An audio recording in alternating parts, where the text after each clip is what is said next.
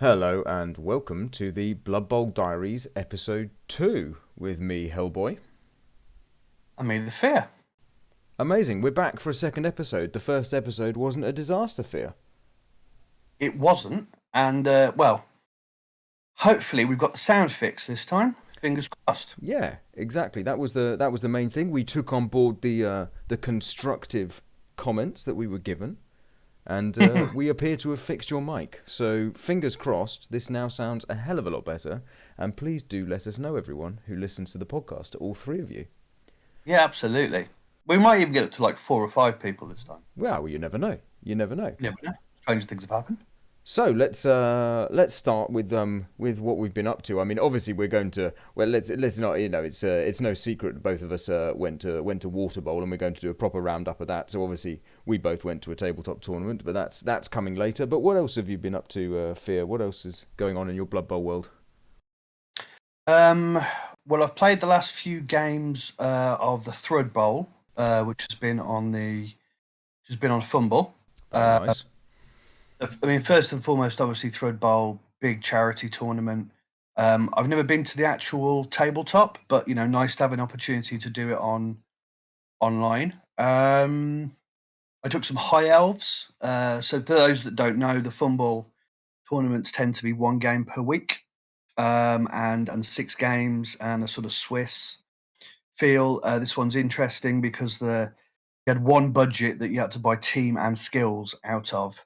And there were some available star players, but they were all Thread Bowl star players. So there was things like a Squeak that was quite good at leaping and stuff like that. Yeah, it was a really nice idea from the Thrud guys, where they decided that rather than completely banning stars, they are going down a route where they're going to ban the stars from the 2020 rules, but Yeah. bring in that more balanced, not a deep route with Mighty Blow +2 and goodness knows what, but still have a star player that halflings can use that makes that team viable, for example, Yeah, I think there was quite a nice feel about it like that. The one that I encountered was a strength 4 Squig with Pogo Stick and Leap, and Edge 3+. So he's always able Oh, to any cage on a 3+, and with strength 4, obviously, yeah. gives you half a chance. That was quite an interesting one to play against. Also, he had animal savagery, I think. So, as long as you've got a player next to him that you're willing to get punched, he's always going to move. So that's good. So But a war dancer on a snotling team basically could be quite interesting, couldn't it? absolutely, I mean, and I did in fact encounter him on an ogre team actually. So, but yeah, I'm quite happy. I lost game 1 to a chap called Kithor, and he's undead. Sort of made a decision that might as well push for the win in game 1 because probably somebody will go 6-0 in a 120 team tournament. Oh, Uh, big one. Wow. and lost it, going for the win. And then after that, submarined nicely to finish on 4-1-1. Oh, well Uh, done. yeah, Congratulations. so that's good. So at the moment, I'm sitting in 9th, although I think I'll slip to about 15th or something, depending on how other Okay. results. Okay. Any So, any particular games leaping out from that? I say you're leaping out to tie into the squig yeah. with the pogo there. That was a professional Yeah. segue. You can tell I've done this before. Well, it's interesting because you talk about the sort of we talk about the ogre matchup, and we'll talk about that later at Water Bowl. I mean, that was with elves, that's fairly straightforward because you're sacking the ball carrier on. Well, they can't stop you 2+2 plussing onto the ball really because the snotling's having titchy, and so you've got every opportunity to get 3 dice on the ball carrier quite often. So that was a 3-0 win. Um, I played against another couple of decent people. A chap called Liam, who people on Fumble will know as Liam Gallagher. He played for Italy with Orcs. Played another Italian guy with Orcs. To be honest, that seemed quite easy for elves as well. Um, I Do you know think that. that's the rule set specifically? Because obviously I think one of the interesting things is with the Thrud rule set, having to buy your skills out your team budget means that you often end up needing to sacrifice something in in events like that where you're having to buy out the budget or there's maybe less TV available. But so you didn't think it was necessarily that. You thought it was more just the natural matchup of elf versus orc is still pretty good in elves' favour. I mean, don't get me wrong. I mean, someone like Liam is an exceptional player, Oh, phenomenal! Yeah. and there was a couple of probably huge slices of luck for me within that. Um, so there isn't, but you've always got that with elves, haven't you? You've always got that 3+2+2+2+3+ whatever sort of nonsense that you can do. But yeah, I mean, a lot of people, I think I've heard yourself and some other people telling me that orcs are now much better than they were. But I mean, maybe it's something to do with the way that I play. Maybe it's my play style. Maybe it's I don't know. I just still feel like they're really tough to play in. What play as Yeah, in? to play as because they just Yeah. still find it really difficult to score. That being said, the final game was between to win the tournament was between Candlejack's High Elves and Spartaco's Orcs, both on Oh, both two quality both coaches there.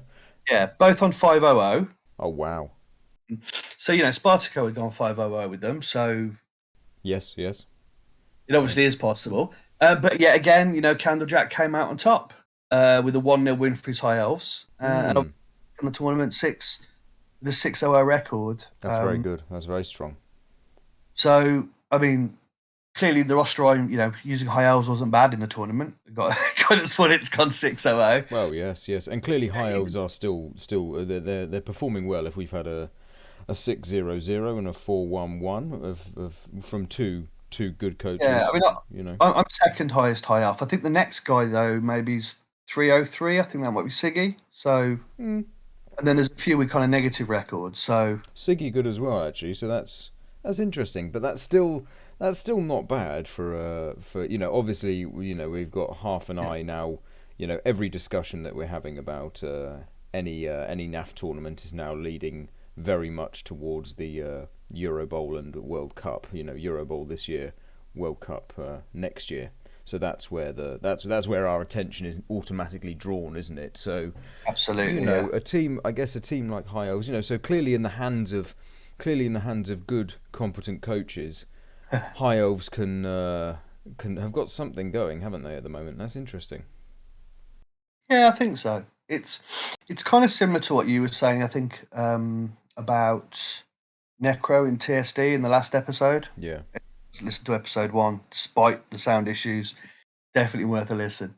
Um, you know, you're judging that turn to go in on the cage, and I think High Elves, as opposed to say Wood Elves, or even some of the Dark Elf builds I've seen, just having armor 9+ across the board, pretty much Yeah, yeah. resilience, so that you can just Yeah, and there's also that double available, isn't there, for a cheeky guard, and with you guard up an elf, it's got the movement, and something like high elves, you know guard on a wood elf lineman is not necessarily the best idea with the AV 8 yeah, plus, but then with an AV 9 plus, okay, maybe you can look at basing a little more regularly with it, yeah. I mean, engineering those 2Ds.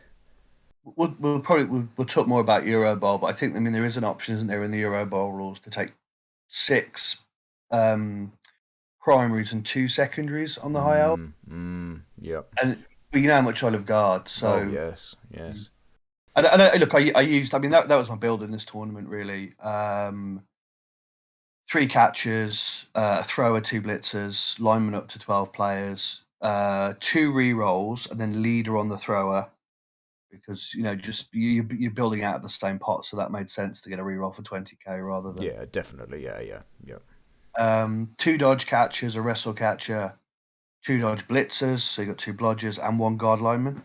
And first couple of games, I probably didn't use the guard effectively. I'm fairly new to high elves, but I think certainly towards the middle and back end of the tournament, probably using the guard a lot more effectively. Oh, that's good. That's good. That that made quite an interesting difference. Yeah. But anyway, we're still talking about what we've been doing. Yeah, no, I mean that's fine. That's fine. I think the other thing we should The add other is thing that I've been doing is obviously setting up and launching season 3 of the Tackle Zone Star Division yes, League. indeed, yes. Looking forward to that. Looking forward to that. We're thinking of having an episode where we maybe look over those rosters, aren't we? At some point.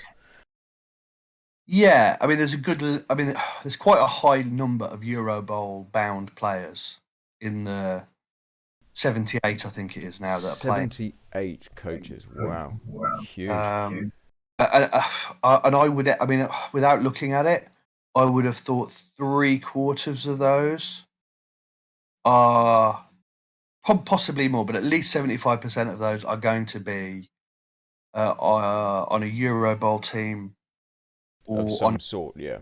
on a national European team. Yeah, that's amazing. That's amazing standard there. Yeah, that's amazing standard. So yeah, I mean, it gives us a really good insight into what people are thinking. Yeah, definitely. I'd say I'll offer one little teaser, but we mustn't dwell on this too much because I think we will try and get an episode. But I'll offer one little teaser. You win a tournament, right, and suddenly everyone copies your build. Very interesting, that isn't it? Very Yeah, it looks interesting. like the Euro bound. I mean, what's been crazy is I think out of it, there were all high elf teams, but there were 10 necro teams. Yeah, I know. And a good number of them are.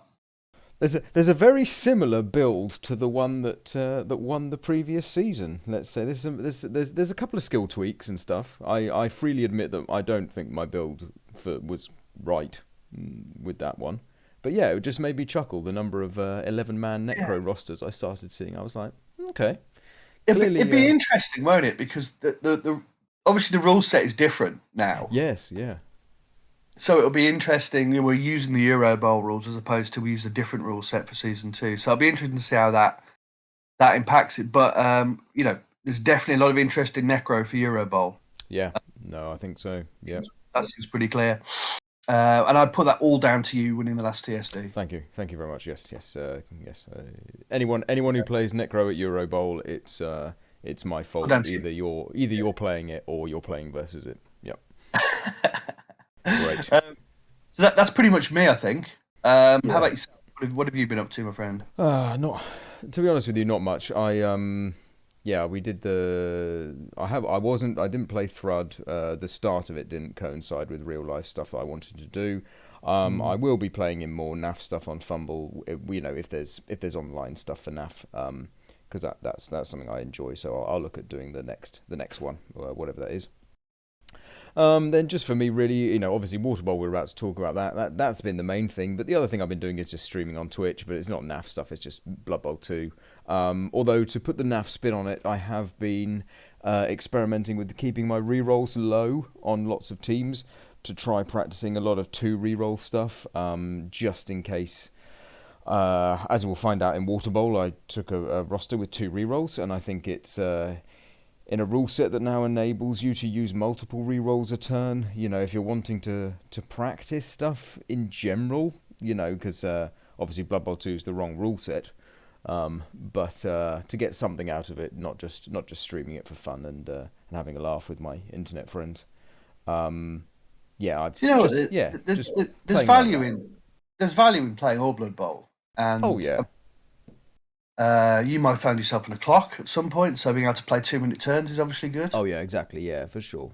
So, you may find yourself playing in the dark at some point. So playing with graphics that just seem unrecognisable to me, anyway, between the players is obviously positive. Yes. You know what, mate? It's are you enjoying it? Are you enjoying streaming? I'm enjoying the streaming a lot. Yeah. If people fancy stopping by, if you don't know, if you've come across the podcast, if you've come across the podcast whilst not knowing that I'm streaming, then that's amazing, because it means somehow on an algorithm somewhere you've come across this.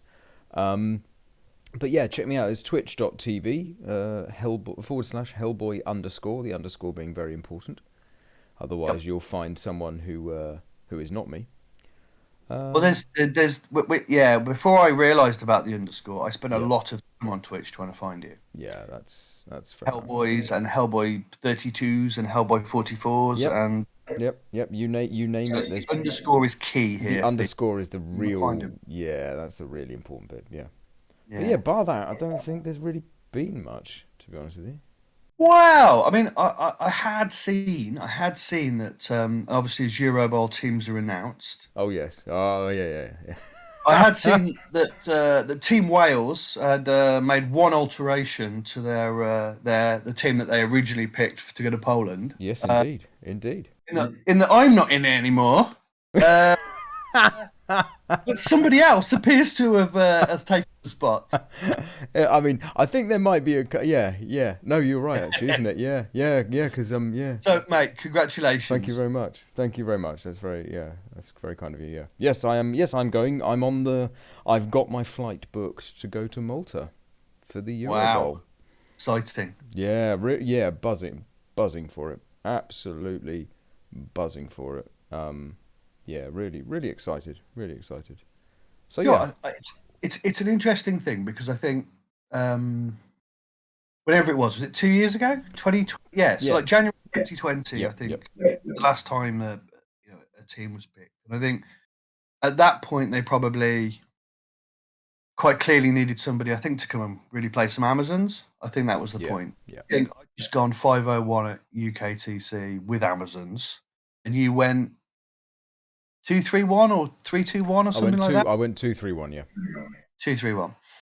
So I suspect it was probably quite close at that point, but obviously 501 just tipped 2-3-1 maybe. And then this time round, I know how hard you've worked to over the last 2 years. I know I'm a much better player than I was 2 years ago, but I also know that you are as well. And Well, we and I we've put some effort think, in, haven't we? We've put some effort in. yeah, and I think that without saying too much, I think that kind of given the way they want to go with it, I think you will do absolutely brilliantly for the team, and I think they're really lucky to have you. Um, Oh, that's very kind of you, Fear. But yeah, fingers crossed. I can just get some draws, right? We just need to. that's that's Mate, all that I'm needs to happen. I'm expecting a 6-0, bud. Oh dear. Oh dear. I do hope no one else on the team is expecting a 6-0. I'll be happy with a 0-6-0. Let's put it that way. So Let's. while we're here, we should actually congratulate the other people. We should So indeed. Yes. I think it's public knowledge now, isn't it? So we've Yeah. got 20 Phoenix is captain. Yeah, is Yeah. that correct? Indeed. We did. Big. First time. I think it's Yep. the first time. So well done to him. Yep. Well done. Spence or Dionysian or whatever he's going by these days. Spence Dio. Yep. Yeah, he's what? And he's about 10,000th Euro Bowl. Is that right? I mean, I think when Euro Bowl started, he'd already competed in four of them. I don't know. Yeah, Yeah. it's Anyway, something like yeah, that, he's isn't it? he's been to a few, isn't it? But yeah, great to see him back on the tabletop scene. He took a little break away from Blood Bowl. Great to see him back and wanting to participate in a major event. Yeah, that is superb and great to see you. You're absolutely right. And then we have Boneless, who used to be called Hawker. Indeed, boneless. Now now Hawker is someone who's surely he was there at all of them, right? Surely he Must was have there. been, Back yeah. when we all back when Blood Bowl was played with bits of rock and twigs and leaves, he I must have think been he at those was. Euro Bowls. I think I've seen a picture on a cave. On a Yeah, cave. Yeah. yeah, And then you've got Atlas 04, who used to be called Fisher. indeed, indeed.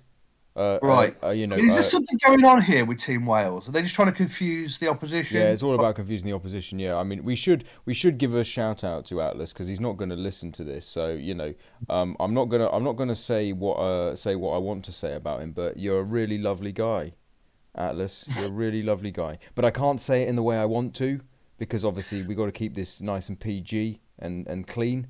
But no, quality team I'll all tell round. you. To be I'll fair. tell you. I'll tell you a story about him in a minute. Okay, sounds good.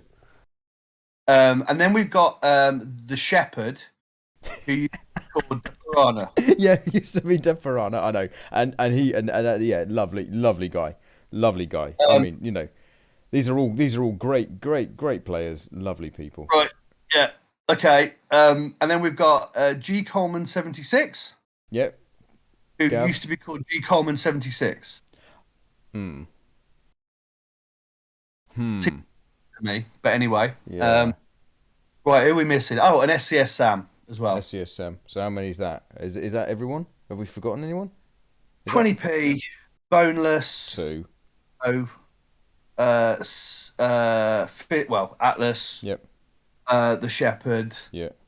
G Coleman 76, Yeah. SCS Sam, and of course Hellboy. Is that seven? That's 8, mate. Is it? Oh, I missed one. Okay. I miscounted. All right, I trust you. Anyway, eight. Great. Sounds like a good team to me. Sounds like a good solid team, and I think you'd have a blast. And Yeah. I mean, I mean, nothing less than victory will suffice. I think, yeah. Yeah. Yep. Yeah. I mean, Good. we're going to win, not take part, right? That's the attitude. Well, I mean, as I say to my kids, right? There's no point. There's no point taking part if you don't try to win. Yeah.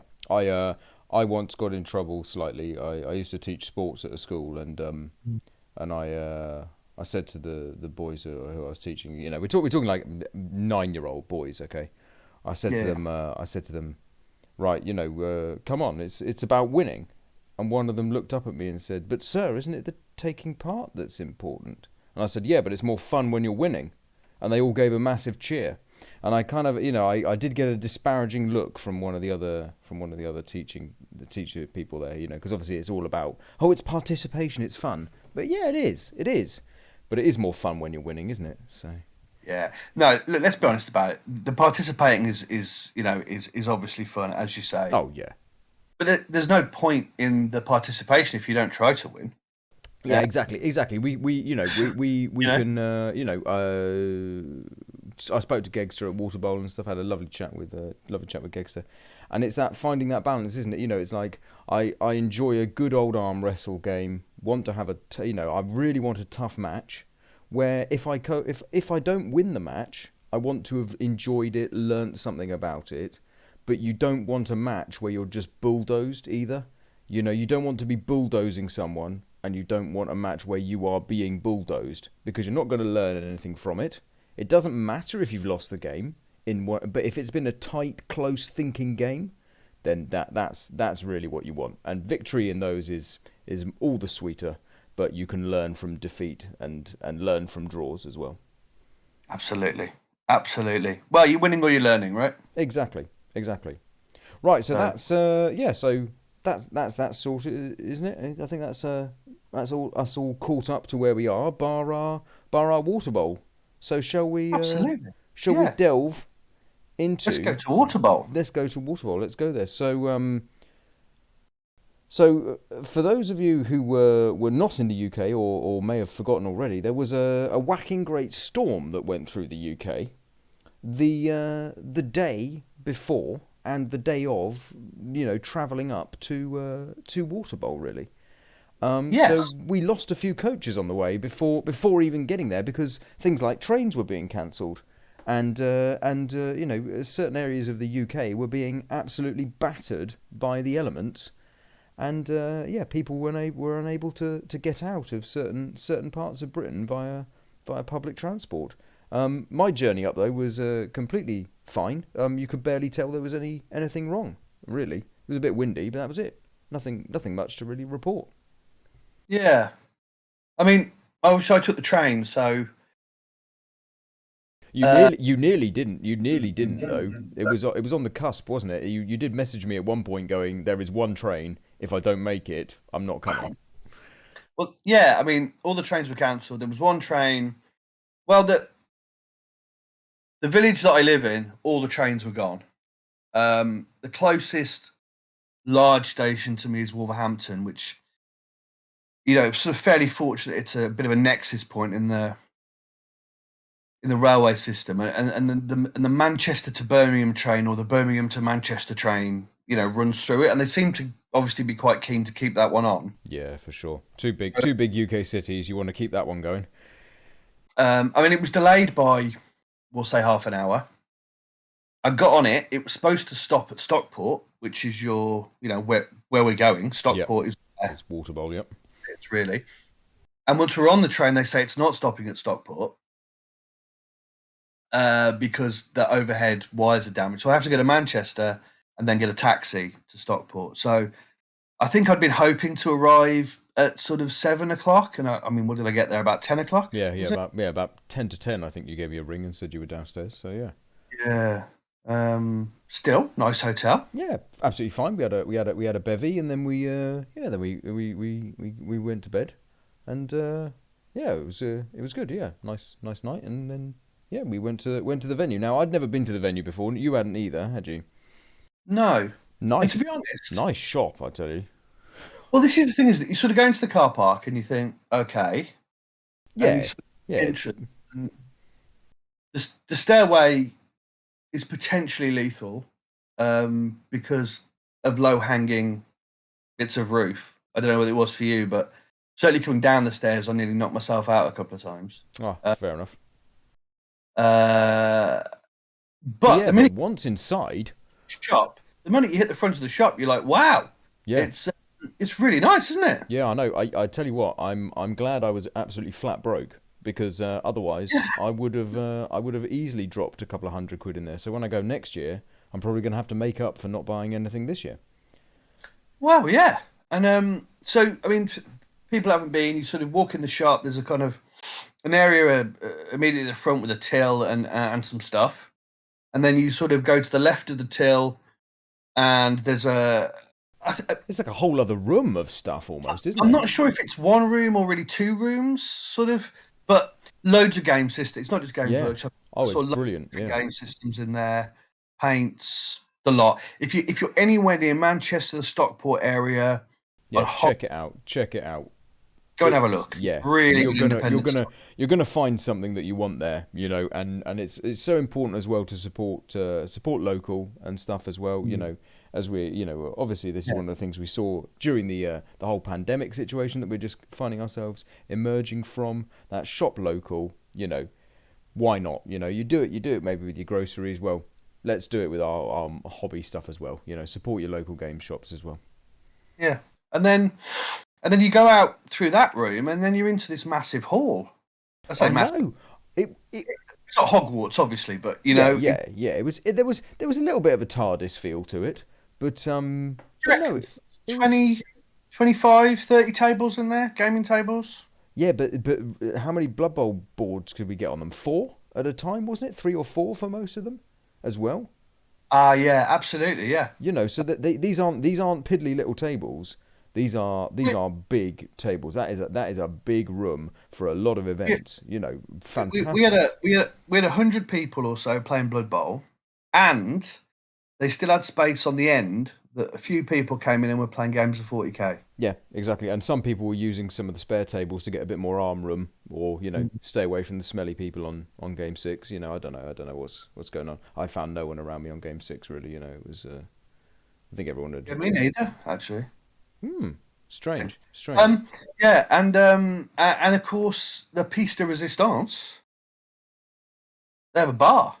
Oh yes, yes, yeah. They do actually, don't they? Ah, Yeah, and they got a nice little booth for the admins to sit in as well. And yeah, and good. Toilet facilities were fine. The roof leaked a little bit, but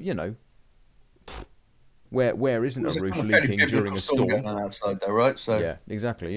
If the roof wasn't leaking during the storm, then. yeah, But might yeah, have ripped off instead. overall though, well impressed. Uh, Would go back. yeah, yeah, 10 out of 10, 10 out of 10 would go back. Definitely, yeah. Yeah. And sorry, just the thing with the bar is it was tea, it was coffee, it was Coke, Oh yeah, drink. and there was stuff on tap, It was, stuff not on tap. Yeah, lovely. yeah, and then there were a variety of beers as well. So a full range of beverage to suit how your day was going. Um, Yeah, exactly. You could have a celebratory beer, a sad beer, a yeah. non-alcoholic drink if you weren't wanting to drink. A coffee if you needed to wake up, a Horlicks if you wanted to go to sleep. I don't know, anything really. Yeah. So I mean, this is it, isn't it? It was a lovely venue to play in, and you know, Yeah, we'll it, be back. We'll be back next year. yeah. Tickets Well, are already on sale, I believe. God, I have to have a look. Yeah, I know. I need to sign up as well. Yeah. And as we were saying in the last episode, You and I have spent quite a lot of time talking to people like Core, as the in the sort of the as part of the admin for one of the leagues, the TSD league that he was running on Blood Bowl 2. But I haven't seen him in probably 2 years. You know, wow, maybe a bit less. I probably did see him at a tournament recently, but we spent quite a lot of time talking to Volcaggio online, but we Yep. never met him. Yep. Um, I've spent quite a lot of time talking to various people about people like Joe Mangi and Paul Gegg, but I've never met them. And so, and probably the list can go on and on and on. I spent, I've played people like Barney. I've known D for Dan for a while. Leipziger. Oh yeah, And shout out to D for Dan for renewing my NAV membership immediately. Amazing. Thank you very much. absolutely, but just not seen any of these guys in In real life or for a long time, yeah. just for a long time. And so it was amazing to kind of reconnect, to be in that space. You know, Yeah, it uh, was good. It was good, wasn't it? It yeah, felt it that's felt, the thing. I've been to a couple of tournaments and I'd seen my friends again, Obviously, this is the great thing about Blood Bowl though, isn't it? It's a worldwide friendship, and and especially online with so much coming online over the last 2 years. There'll be people who I really want to meet, I'm looking forward to meeting Spartaco, for example, because me and Spartaco always have lovely games versus each other. Always interesting games. And I'm looking forward to actually saying, "Hi, I'm Hellboy." It's let's just put a face to the name, isn't it? So that's going to be nice. But yeah, it felt like the first proper tournament back. You know what I mean? Not that the ones I've been to weren't small by any means. 20, 30 people there, kind of thing. But to have 100 coaches in a room, it was like, yeah, this feels more like it. Yeah, and that 2 day feel as well Oh, definitely. Yep. is really interesting. Which I far prefer weekend tournaments. To be fair to one, nothing wrong with one days. I played some. I've enjoyed them. I've won one, but I think it just feels like more when I suppose you've got that commitment, haven't you? You're going away. You're staying overnight. You got a bit of socialising in between. Yeah, exactly. Yeah, yeah. You're there for the event is the reason you're going. Yeah, absolutely. Right. Uh, Shall we? yeah. So should we better talk about some games then, or whatever? Indeed. Right. Shall I go first, or do you want to go first? Really don't mind.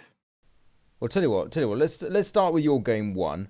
Before we do, let's remind everyone of our rosters. What was your Yeah. roster? I took High Elves, um, which I think we agreed last week was probably not the wisest choice, given the rule set. However, I'm committed to using a lot of High Elves this year. Not for any other reason, if anyone didn't listen to the last episode, then um, I invested a fair bit of money in December when I turned 40 in getting a team pro painted. Um, And they look lovely. yeah, they really do actually. I'm really pleased with them. Yeah. No. Lovely. Lovely team. Should be pleased with that As one. a result, I am playing them in everything Well, this yes. year. You got to get some value out of them. Yeah, so and so as a result, I'm also playing them everything online as well, just to try and because I've always considered myself probably a bit more of a bash coach, or maybe kind of hybrid towards the bash. So it's interesting to do something else. But anyway, so fairly in vogue, sort of 1.150K roster, two blitzers, three catchers, a thrower, and then the lineman up to 12, three re-rolls, and one assistant coach. And skills wise, I took the package that allowed me to have 5 primaries and one secondary. There's no tiering in this tournament. It was just various skill packages depending on whether you wanted to put a stat or something on a player. So my 5 primaries were dodge on both the blitzers, and dodge on 2 of the catchers, and wrestle on one of the catchers. And my secondary was guard on alignment. What a shocker. Yes. Very good. Right. Well, I took Took I lizards. took lizards, and I did 12-man build with a chameleon skink. Obviously, the 6 Saurus crocs, obviously, as you have to. 4 normal skinks, chameleon skink, which comes with on the ball, which is a mixture of pass block and kick off return. Comes with Mhm. shadowing. Do you want to make a guess before we start? How many times on the weekend I A used shadowing and B used pass block? I'm going to predict you use pass block 0 times because it doesn't exist anymore. Well, that part of the on the ball skill. Sorry. But because you definitely use the on the ball skill, right? Yes, yeah, I definitely used the on the ball skill. Yes. And shadowing, I don't know. I mean, maybe once. So shadowing once, but about how many times did I use the pass block part of the on the ball? I mean, I can't imagine you did you? I used both of them once. And they were both not even necessary really. So Not, yeah, not. It no, didn't really help. didn't really Yeah, help. all But right. but what did help was the on the ball. With the because it's kick off return effectively. That was quite Mm, useful in getting a skink under the ball.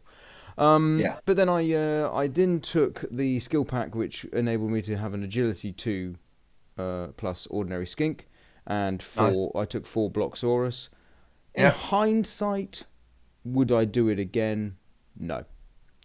Okay. I with the 2 re-rolls, Two rerolls. I was thinking about this before I came on the podcast, and I thought back to all my games, and I think in every single game I rolled a 1 in 9 with a Saurus without block, and I think I burnt one re-roll re-rolling that 1 in 9 in every single game because I had to. Wow. And I think if I had just not and skinks are great, right? How many times did the 2 plus save me? Save me? Not really. Make it easier when I failed the first pickup? Sure. So maybe my backfield isn't suddenly got a bunch of players running into it because I rolled a 2 rather than a 3, and I'm not re-rolling that. But I think with the on the ball catch attempt on a 4 for free, potentially, you get under the ball quite a lot of the time with 3 squares of movement.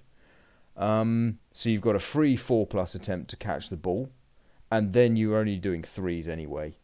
I don't think the agility 2 plus is Was it over the needed. top? Was it more than you needed? Yeah, I think I would rather go 6 block personally. Again, I know there was other lizard builds, and no doubt we'll talk about those as well as we towards the end of the section and stuff. But I think I'd rather go 6 block or 5 block, and I don't know, frenzy or wrestle or you know tackle if Yeah, you're yeah, so yeah, inclined, if yeah, you really yeah. think you're going to need it, whatever. I think I'd rather go that route. Okay. So that's interesting because we thought it would be strong beforehand. Yeah. Um, but obviously until you try these things, sometimes it. Yeah, and I don't think I think there was one game, but we'll come to it. Game 6, the agility 2 plus could have won me the game on turn 2. Ah, It didn't. But but it could have. when we get to it, or when I explain the situation with it, you'll see what I mean. And there's Yeah. a chance where in 25% of those games, I've won the game on turn 2. Just that's how it goes. Okay. Right, so do you want to start us off then with your game 1? So I think we decided before this as well. We're not going to really we know there's so many Blood Bowl podcasts out there, right? So many people talk about their games. So many people talk about this, that, and the other, and you know how their opponent rolled 4 6s on turn 5, and did this miraculous thing. But here we want to be keeping it slightly different, don't we, as well? And so we're going to look more at the matchups. We might talk about some key turns from a strategic point of view, or Yep. choices that were made if it's pivotal to the game. But at the end of the day, we know what Blood Bowl's like. It's so high variance that as I just said there, in game 6, that the game literally there's a 25% failure that can happen that costs my opponent the match on turn 2. And Yeah, yeah. it doesn't happen. But are we going to sit here? I'm not going to sit here and whine that it didn't happen. It's just yeah, Well, that's when the well, agility 2 plus could have come into play. You know. yeah, I think my thought process here was that we perhaps take a leaf out of Spence or Dionysian or Dio Spence or Spence Dio's book. Yeah, that chap. And whilst he is sometimes slightly misunderstood, I think the idea that actually, yeah, you can't do anything about what your opponent rolls or what you roll in terms of the actual dice results. The only thing you can control is the decisions that you make. Yep. Yep. So, I think probably what interests us both really is the decisions that we made, why we made them, what we thought about the matchups, because obviously you know whether or not you roll a 2 plus or a 3 plus, or you don't, or you roll a 6 or you don't, or whatever. You know what comes out of the cup, you've really got no control of.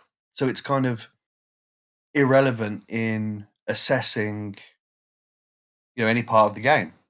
Yeah, Obviously, and for sure, determine the result, but it's irrelevant in terms of your sort of self improvement. Yeah. yeah, yeah, and the other thing as well is that no doubt the listeners and ourselves we're interested in seeing what the changes are between Hmm. this new rule set, this 2020 rule set that we're all now playing, and the 2016 rule set slash CRP Living Rulebook 6. You know, that rule set that we were all playing before. So let's examine those matchups and see if there's anything that we've noticed in a change and stuff.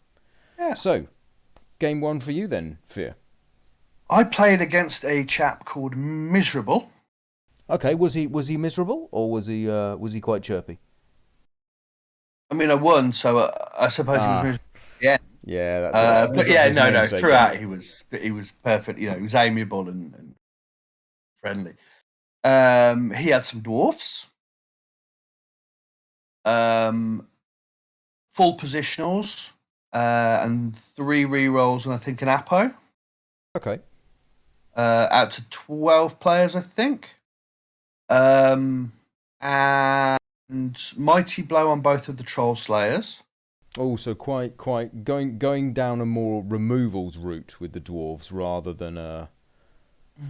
Yeah. rather than a guard lock you kind of and just Well, chip I away mean, at you. still full guard.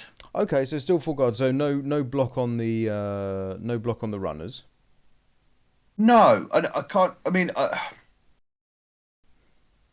played 2 dwarf coaches, and neither had block on runners. And Okay, yeah, one of them said to me, because if he's getting hit, it's gone wrong. yes, yes. So fair enough, But anyway, so yeah, full guard. I think this. Yeah. What I've written down is that this one was 2 guard on Longbeards and 2 guard on Blitzers. Okay, good. Good. So the mobility blitzers, yeah, that sounds about right. That's good. That's good. And then I obviously got my team. It's an interesting one because so immediately you look at the matchup, you go dwarves, elves, ooh, problem. The thing is, I've only got 4 dodge because high elves don't come with a lot of dodge. Yeah. So the mass tackle's not. Well, and then the other thing is as well, right? Is the roster that you're coming up against with 2 troll slayers with mighty blow. That's two Mm, skilled troll slayers. That's two skilled pieces on the pitch that now don't have tackle. yeah, One of those could have been a Longbeard with mighty blow. Just for an example, again, these are decisions you can't change. Whether your opponent sits down in front of you and goes, right, I've got 7 Longbeards or I've got 6 Longbeards. You can't change that. But what you can do is look at that roster and go, oh, that's interesting. That's another 2 tackle zones I can dodge out of and use my dodge skill with. yeah, absolutely. I mean, whenever I played dwarves, I've not played them at any kind of high level, but I have enjoyed having the 2 trial slayers just because, to be honest, it's more stuff that isn't movement 4. So I understand the sort of, but I mean, obviously, a lot of people only play with the one, Yeah, maybe. yeah. Um, Yeah, I th- I personally think I'd favour a 1, but that's and then again that's me, you know. yeah, yeah. So I mean, looking at the matchup, not actually that worried about it in the sense that I've got a huge movement advantage, huge responsiveness advantage because I mean, most of my team doesn't have dodge, so I was dodging on 2+s anyway, rather than 2+ with a reroll. So even the tackle's not that concerning. With the same strength across the board, so it's not like I've got strength 4 pieces to contend with my strength 3 guys. You know, And you've got the additional armor as well, so you're not too worried about failing a dodge and breaking yeah, armor on the fall over and stuff. or even the mighty blow completely blending me. So I know that really, um, I can score probably any time from turn 4, turn 5, my turn 5 probably. So I'd be confident of defending, against a 4-turn drive Yeah, from Dwarf. you don't necessarily want to, bang it in two or something, do you? No, And then have to face 7 turns of dwarves, but facing no, 4 or 3 or 2, yeah, I mean obviously two's fine, right? But even 3 or 4 is probably still fine. As you say, with that movement advantage, the fact that your linemen are able to keep up with the fastest pieces yeah, on the opposing team, that just yeah. says it all, doesn't it? But so you're not having to aim for sort of turn 7 or 8 score. You can, you can go earlier if there's an opportunity to go earlier. And on defense, I mean, you can just elf screen really and see what they do. I mean, there's probably two approaches that they can take, and having played a bit of Chorf recently, quite a lot, obviously before this, you know, I'd got an idea of what that might look like as well. I'm not gonna say too much about that because you know it's probably there are probably two ways of doing it against elves with 4 guard dwarfs, and probably for people to go and sort of find those things out themselves, I guess, without saying kind Yeah. of too much about how I'd go about it. In this particular instance, I I think my opponent chose to receive. I think that they collected the ball quite nicely and sort of half caged, half screened. So a sort of caged towards the centre and then probably a couple of pieces strung out a little bit, so that I just couldn't get round the back of them.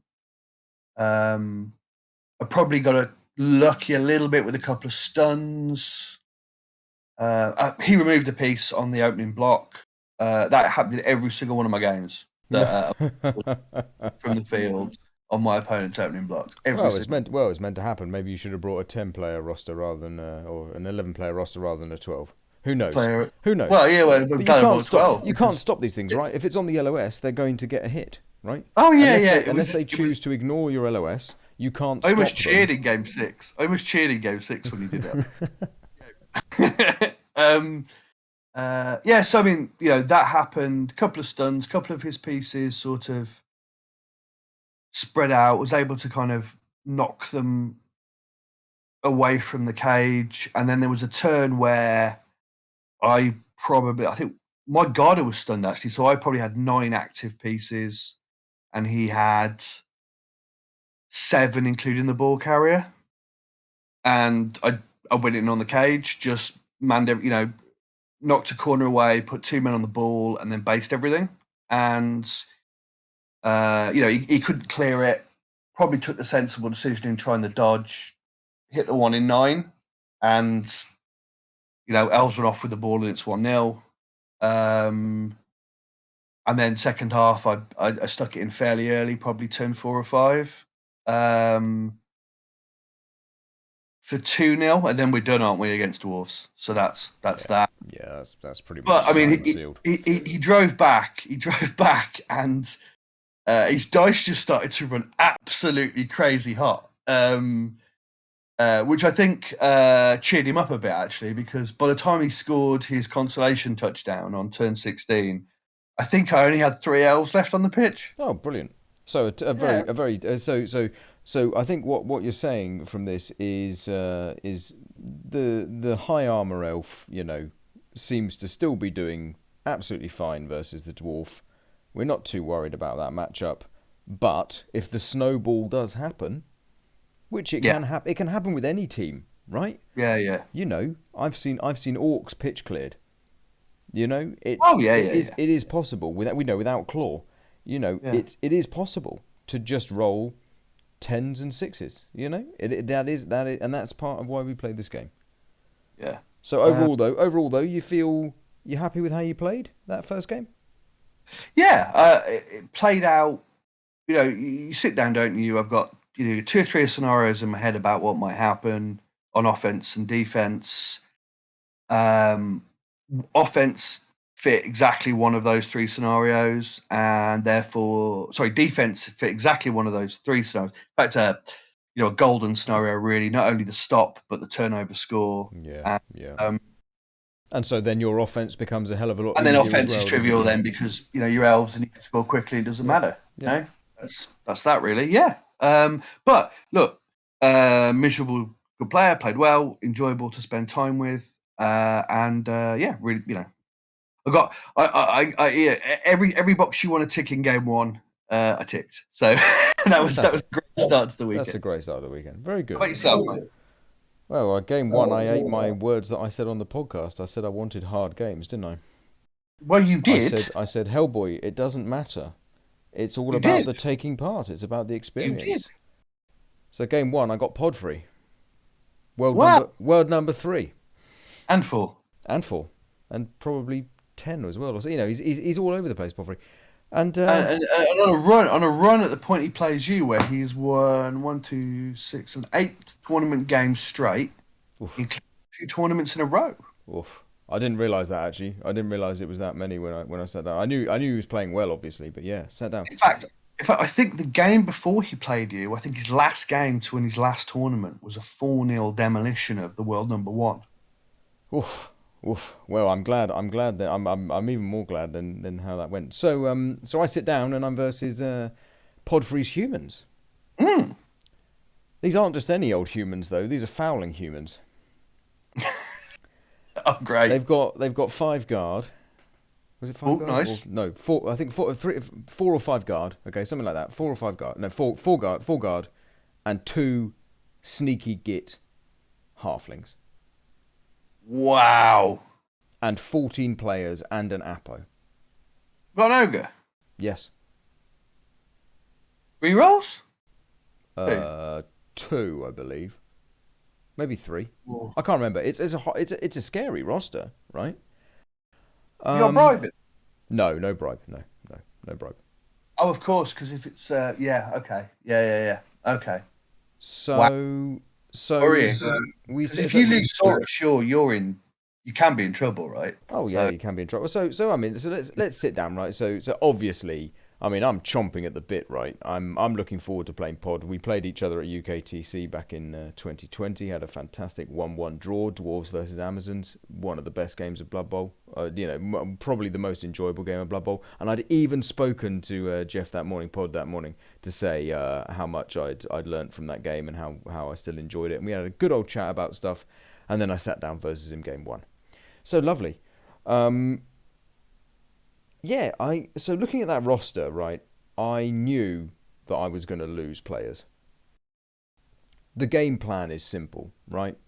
You knock something on the floor, you put all the guard around it, you step on it with a halfling. Let's go again. Until the opposition have got, until you've lost a critical number of players, right? And ordinary blocks can fire anyway, right? They can break AV on ordinary ones, and then you've got the additional one of the sneaky git coming in, so you've got that free foul, with only having to argue the call on the doubles on the injury. Mm. So I was aware of that. So again, let's think about things you can control, right? I can't control.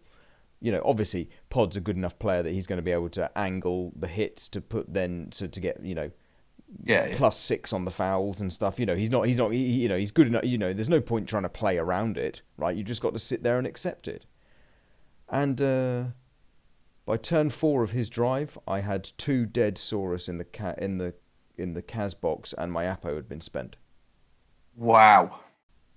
And I didn't tilt because I knew that whilst I still had 2 skinks, I could draw this game.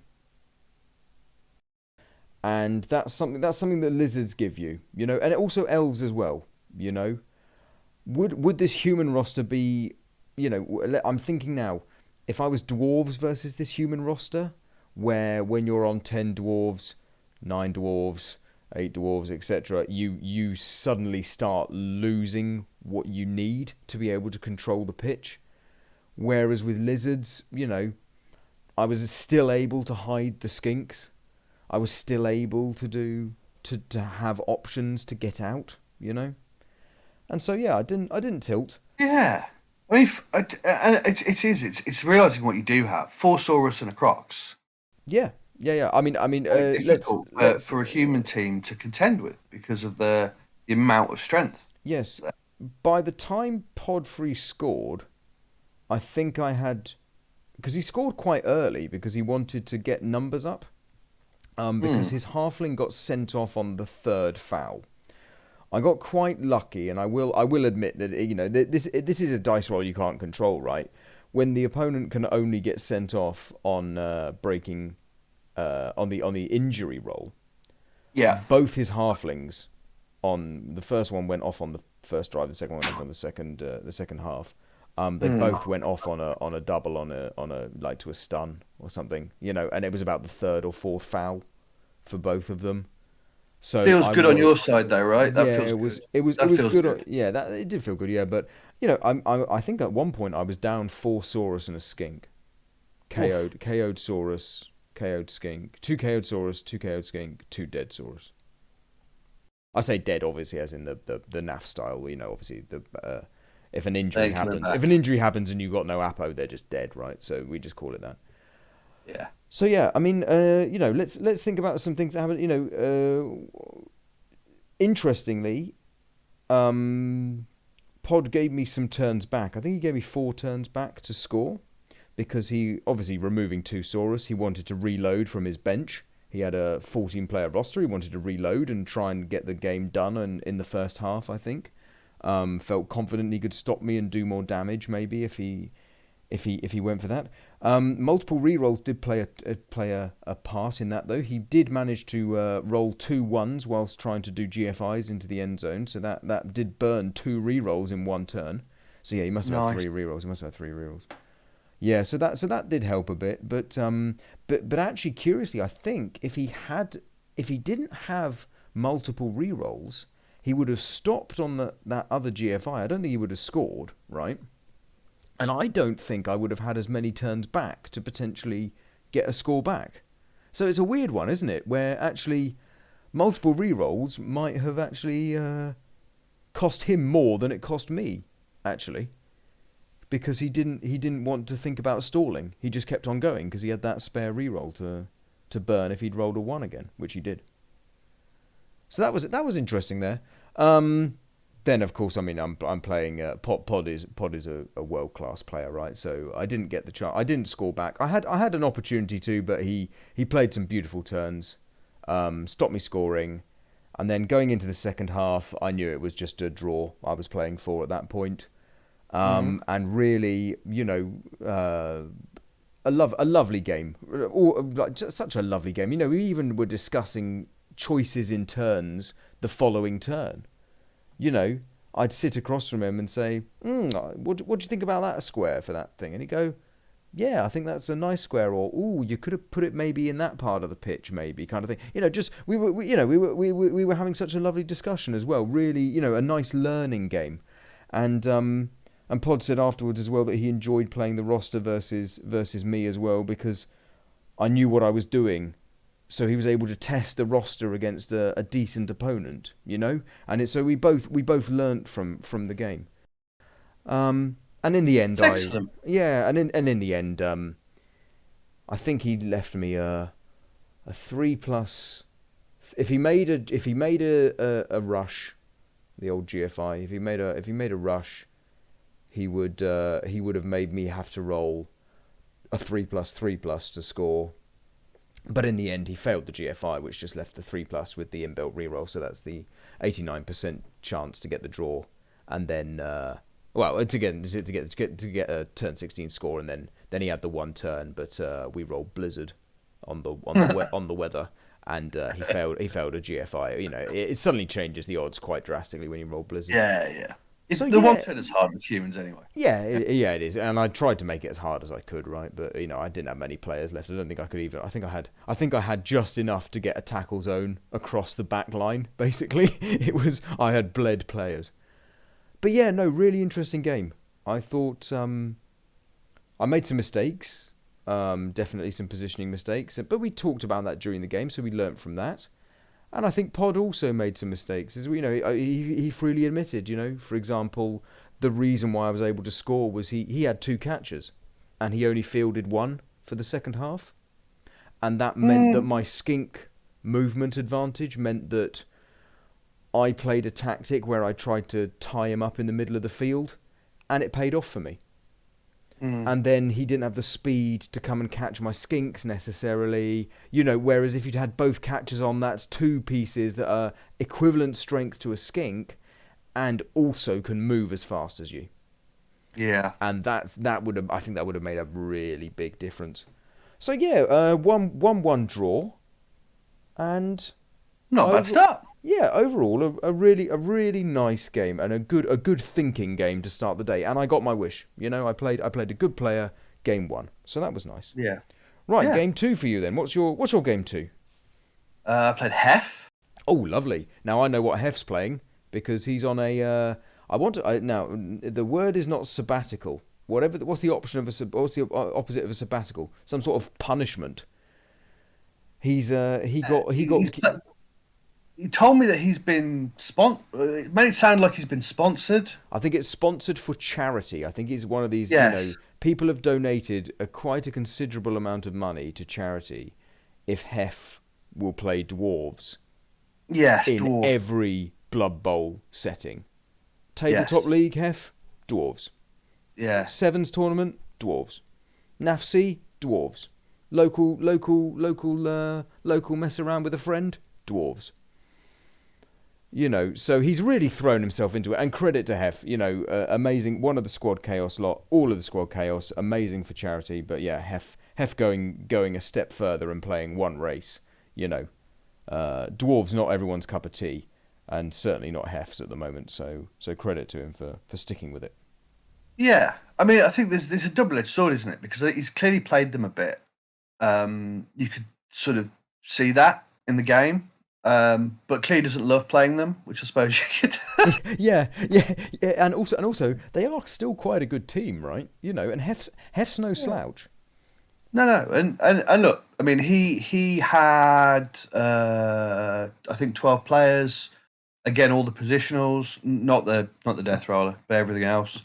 He had I think he'd skipped the Apo to have a 4-3 roll. That's a choice. Yeah, it's an interesting choice. But to be honest, it was useful for him. And then full guard and I think this time all on the Longbeards and 2 Mighty Blow Troll Slayers. Whoa! So you're almost identical. Yeah. I guess just coming back to that 4 rerolls. I guess that actually what that means is, for someone, let's take Hef for the example, right? He's playing dwarves loads, right, at the moment. 4 rerolls means that you can start throwing the 3 up, 3 up, the 3 up, 4 up, the 5 up, red dice, whatever it might be, and having a bit more fun, can't you, with it almost, because you've got that additional reroll. So you can look at that and go, oh well, you've left that corner of the cage a little exposed there. That's going to be a 5 up rather than a 6 up. Okay, I'll do it. With knowing that you've got that spare reroll to burn, isn't it? So maybe part of that's just having a bit of fun as well, isn't it? Yeah. I mean, in our game, it was for go for it rushes. Oh, okay. He wasn't afraid to rush. Obviously trying to. Is he trying to counteract some? So obviously you played Dwarves game 1, almost the identical roster, right? So is he trying to counteract your strong point, which is your speed? Is he trying to counteract that with these rushes? Yeah, I mean, it certainly. 'Cause I mean, he put me into drive. So I'm driving first, and he worked very hard to. Because the obvious thing to do with high elves, obviously against dwarves, when you're driving, when you're looking for a reasonably sedate score, sort of turns what 5, 6, 7. Obviously, ideally turn 8. You're just going to go left and right a bit um, until you're ready to push, and then off you go. And it can be reasonably easy, obviously, to unbalance a dwarf team just by going left and right, left and right, left and right. Yeah, sure, sure. But he was quite aware of that, and was definitely using the rushes to try and make sure he was in the right place positionally. And I wouldn't say he threw millions of them. It felt like, I mean, it can't have been because he's only got 4 rerolls, right? And he definitely did more than 4, but it just felt like the first one every turn was a 1. To Oh the point dear. where we were just laughing about it. Oh yeah. Well, that's good. That's And, good. and That's good. Yeah. yeah. So I went left a bit, I went right a bit, I went left a bit, I went right a bit, Hokey cokey, shake it in, shake it out. You know, shake it and turn shake it, it turn, out. turn it all about. Yep. 1-0. Turn 7, I think. I think I gave him the 2-turner. Okay, so you were able to similar to your game one, like you had your game plans, and I mean, I guess the other thing is it cheating to basically play the same team back to back? No, we're not But I'm judging elves here. and they're dwarves. It's supposed to be their game, right? I mean, it's not in the matchup. Yeah, Or this didn't seem to be it. yeah, but you've hit another one of your scenarios, haven't you? You've acknowledged the fact that okay, I can probably give them 3 turns. 2 turns is brilliant. You've given them 2 turns. You feel confident at stopping that 2 turn. Yeah, yeah. And I think, to be honest, other than against probably other elves or maybe some Skaven, generally with an elf team, you can feel confident that you can give a good go at stopping a 2-turner just because of your own responsiveness. Yeah, Um, sure, sure. so anyway, there we are, and then he drives, and he had a slightly different approach. He kept his team probably more in a bunch, more together. I think got himself in a slight pickle midway through the drive where there was a corner based, there was a cage corner based, and I managed to push it away and get a 1 dice on the ball. Oh, nice, nice. His Did you throw use away. your did you use your guard to get in the one with the 1 dice? Was the guard the No, reason I it mean was a there one was dice? space and it was a 1 dice. I mean it was Oh just a right. Oh okay. Well, yeah. yeah. Okay. A little positioning error sounds like. Yeah. Was there a chain push involved? There might have been a chain push involved. There might have been some Oh. cleverness on my part. Oh To be right. Oh okay. Oh. There might have been a chain push involved. Ball went down. I mean, it perfect scatter straight into the hands of the other runner who caught it. So what was the point in all that? I suppose. Well, But but yeah, but you yeah, can't this. Let's bring this back again to what we said at the start, right? If you pop the ball, you have no control over the D8 as to which direction it goes. yeah, There is nothing you can do unless you've got the skill that is either unless you've got a skill like dump off or the one that what's that safe hand, isn't it, where you can put it on the floor where you safe pair want. of hands. You Yeah, know, yeah, yeah. those are But I mean, the choices that you've got. If yeah, you're not taking that, you've got a one in there's a 1 in 8 chance it goes in the exact right square that they want it to go into, isn't it? So yeah, exactly. I mean, ultimately, I think the guard guy really came in clutch. I was able to sort of fight the screen that he sort of had roughly at the front of his cage, which I think is mm, he got in the pickle. And really, by sort of turn 6 or 7, I mean, he said to me at one point, very nice of him to say, he said, the one thing I didn't want to do was play someone that knows what they're doing. um, he had an opportunity, turn 6 or 7, to get a few players within scoring range because he'd really been stuck roughly on the halfway line. It needed some 3 pluses to dodge through a gap that he managed to create.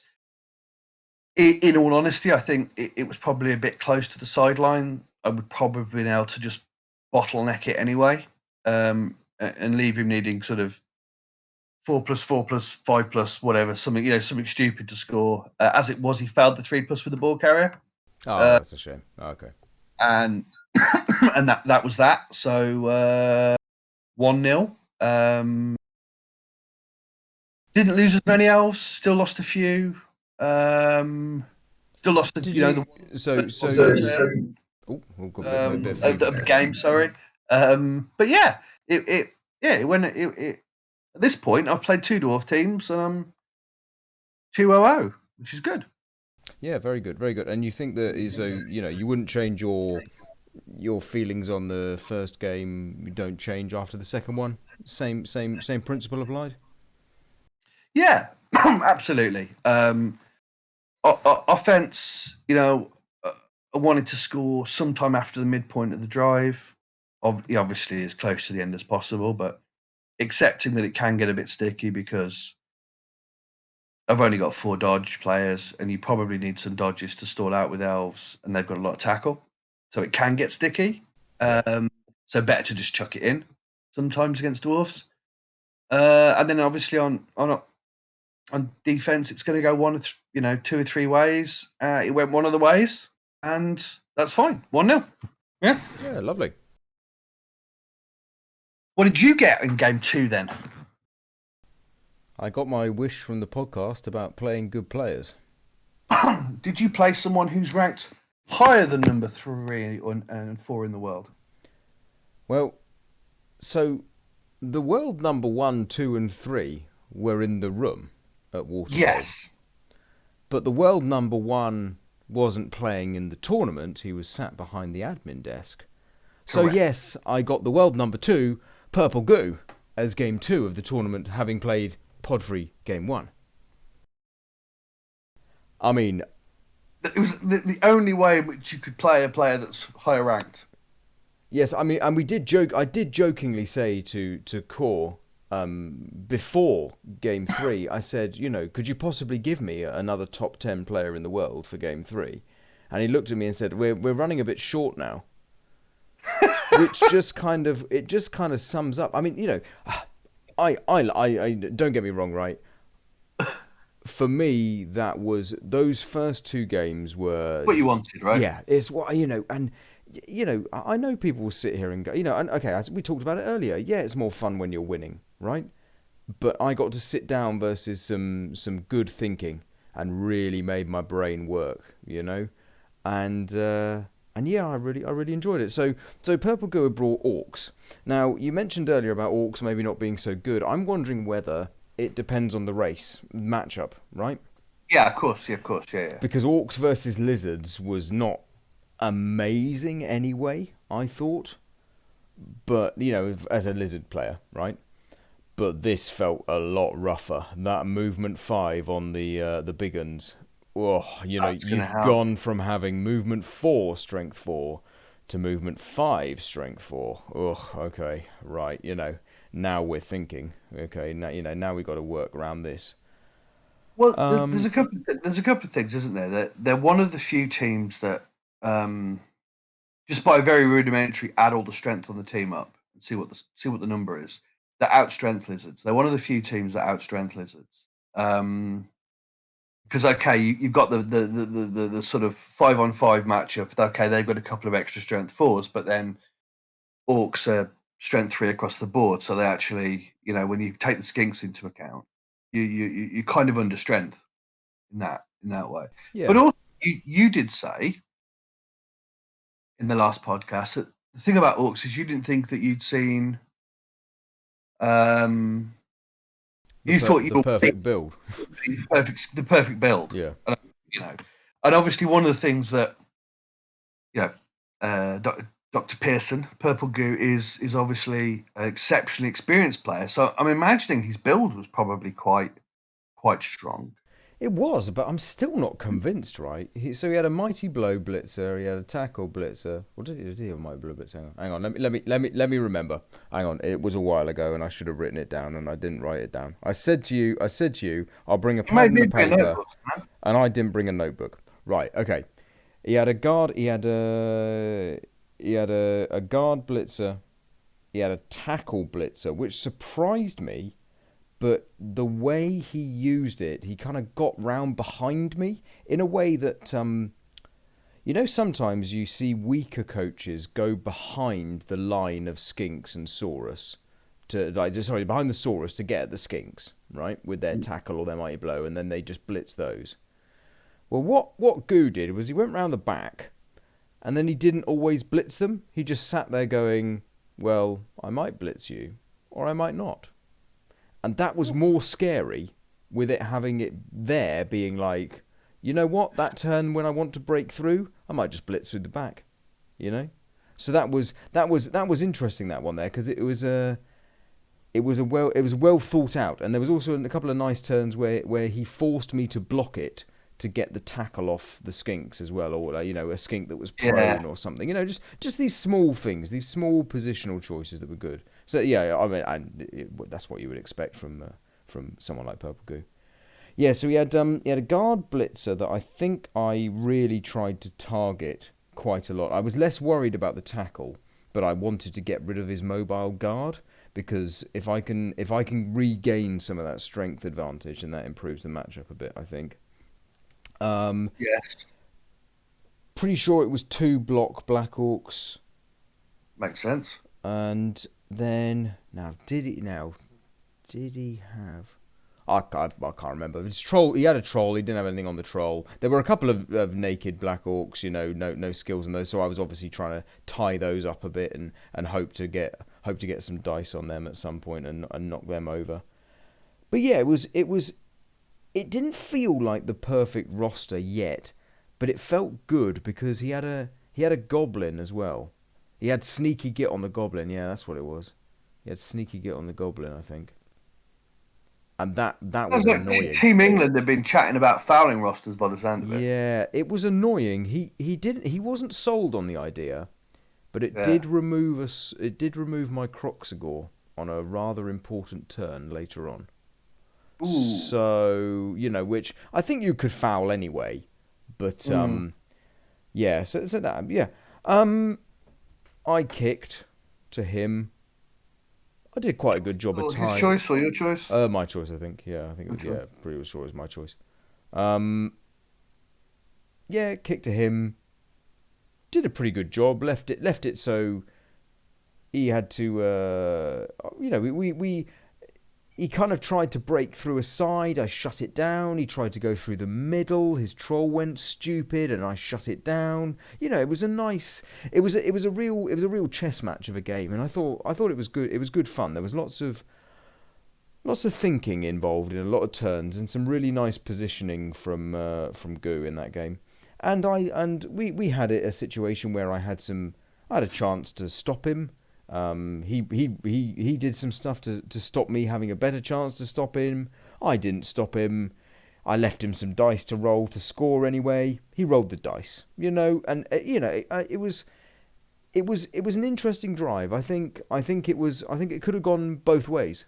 I could have easily seen it being on one day, Goo scores anyway, as he did. Maybe even better. Maybe he doesn't need GFIs to score rushes to score. And on another day, maybe I can stop him.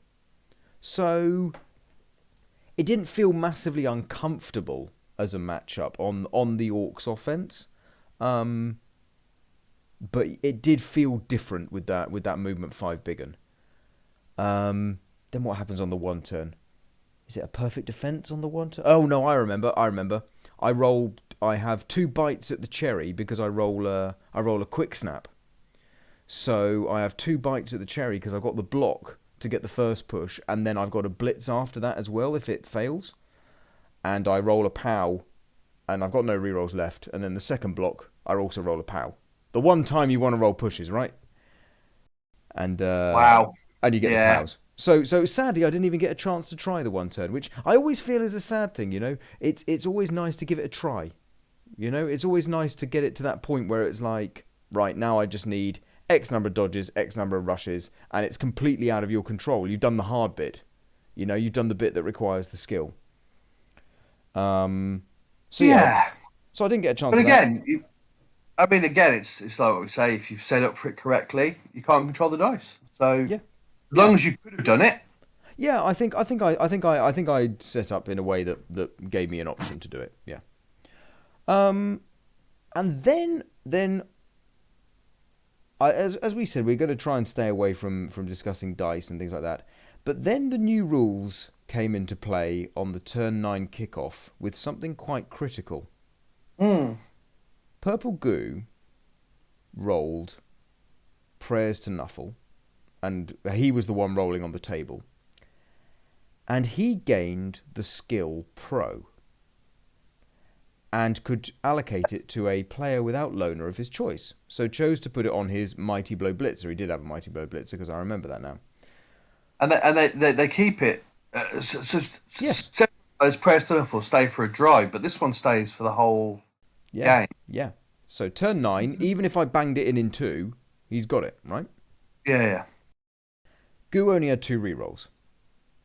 And both those rerolls went en route through the half.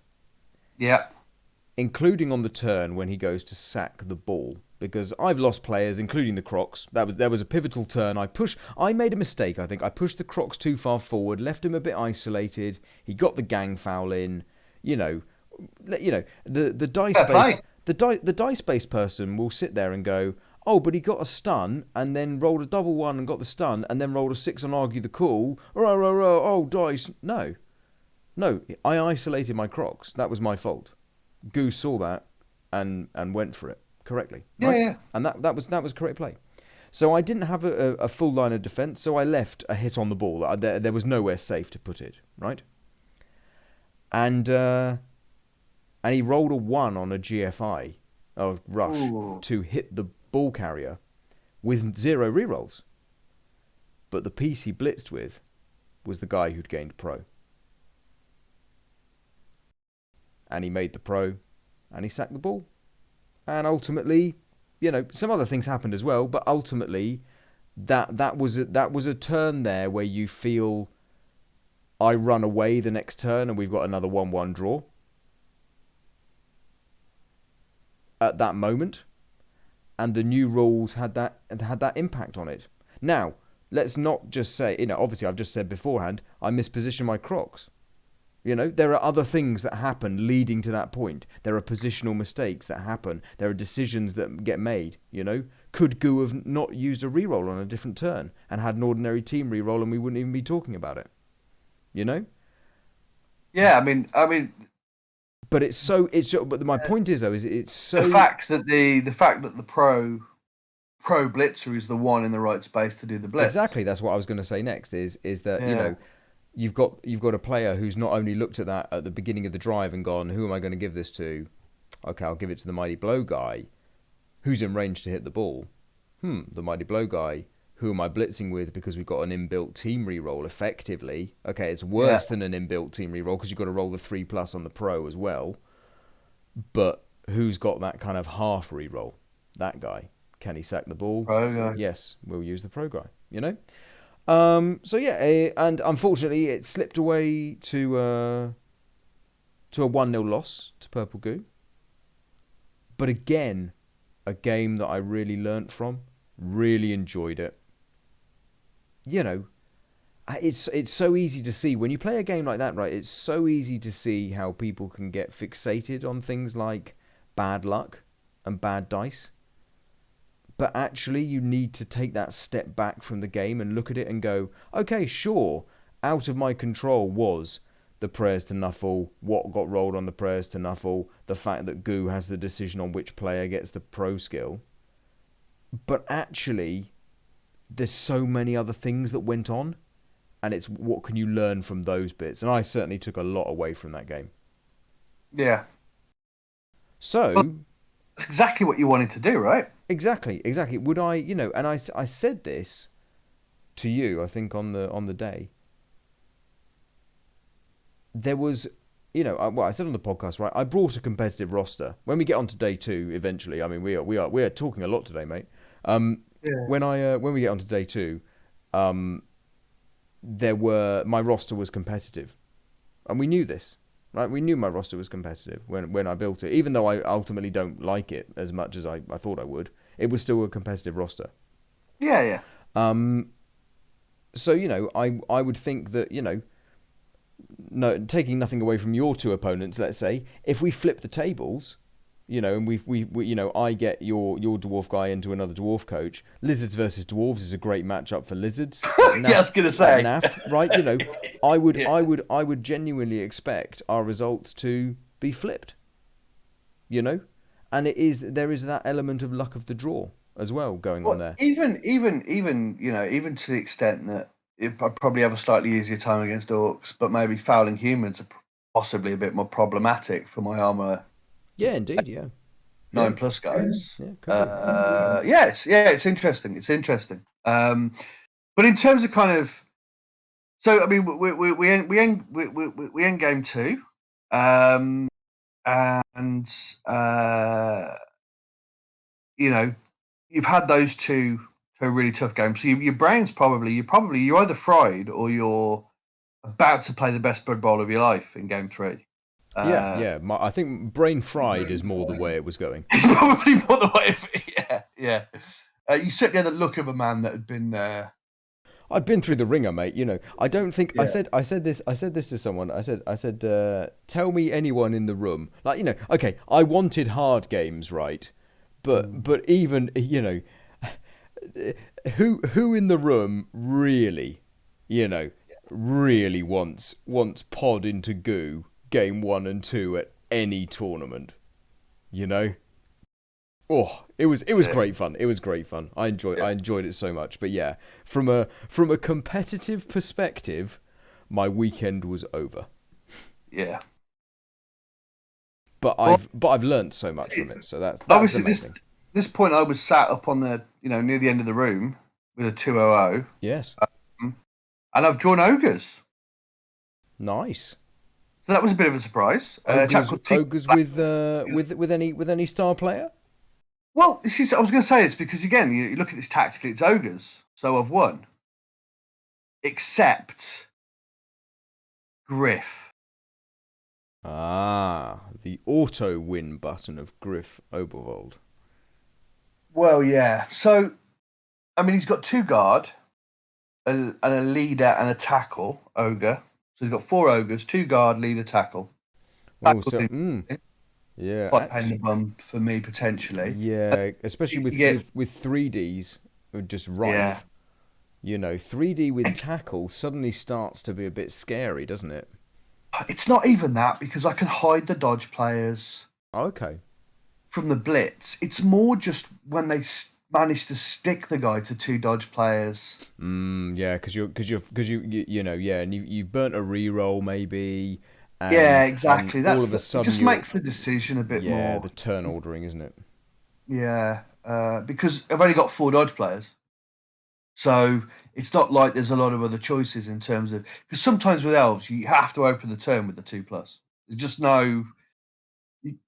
Everyone I've ever seen play elves at some point you have to open the turn with the 2+, right? That's just the way. And Yeah. if it's a dodge player, that's obviously a lot more relaxing than if Yeah. it's with a not. So that's what the tackle does, really, I think, for that. Two sneaky gets. Can't remember if it's two rerolls plus the leader. Um, yeah, 16 players, I think, and with Griff. Um, yeah, it's interesting.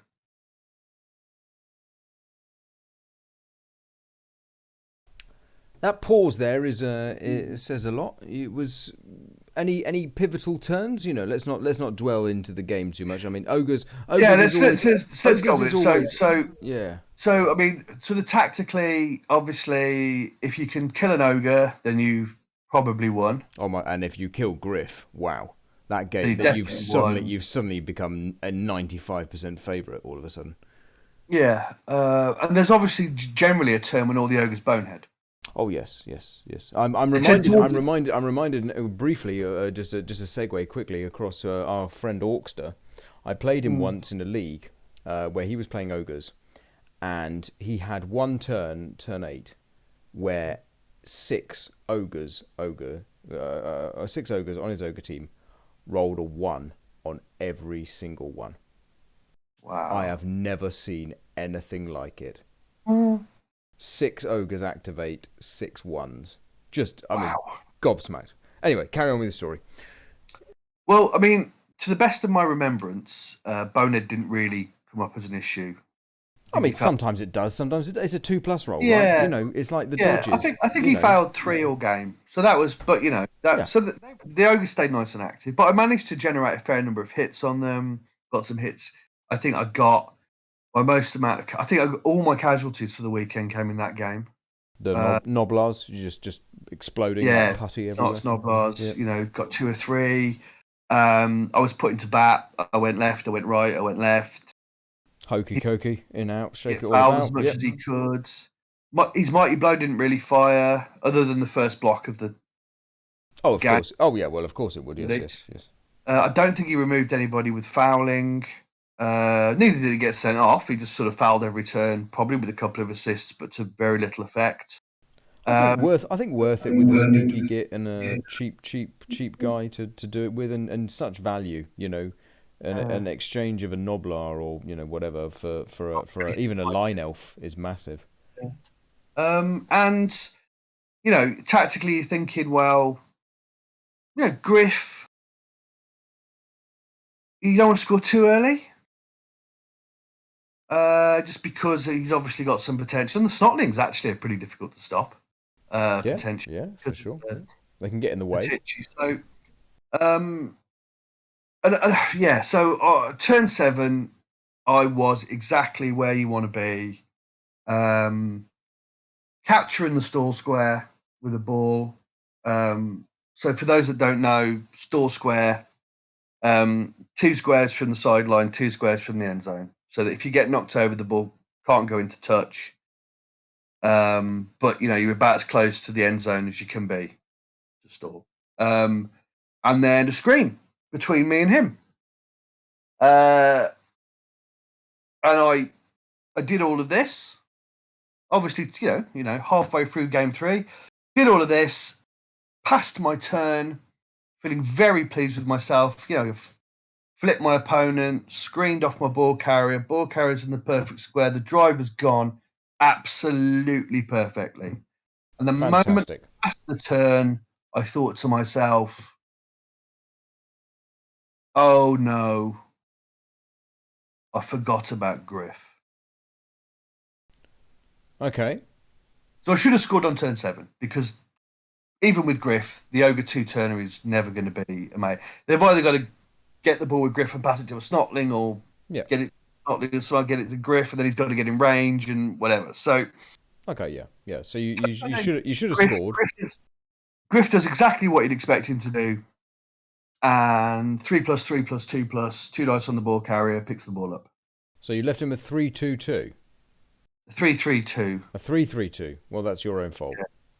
Well, exactly. I don't. Yeah. Again, we come Oh back yeah, to we as come I back say, to I shouldn't dice score. based. We come back to dice based decisions. Oh, mate, you were really unlucky. He rolled really well. No, No, no, no, no, you no, left no. it on. As I said, I should have scored on 7. Yeah. I should Yeah. have said. And it was just one of those beautiful moments where I just felt so pleased with myself Oh, for a split second, and then went, it "Oh was at God, this moment you knew you'd messed up. Yep. yeah." And the thing is, right, it then snowballs, because I have a chance at redemption. Okay. So the ball's not lost.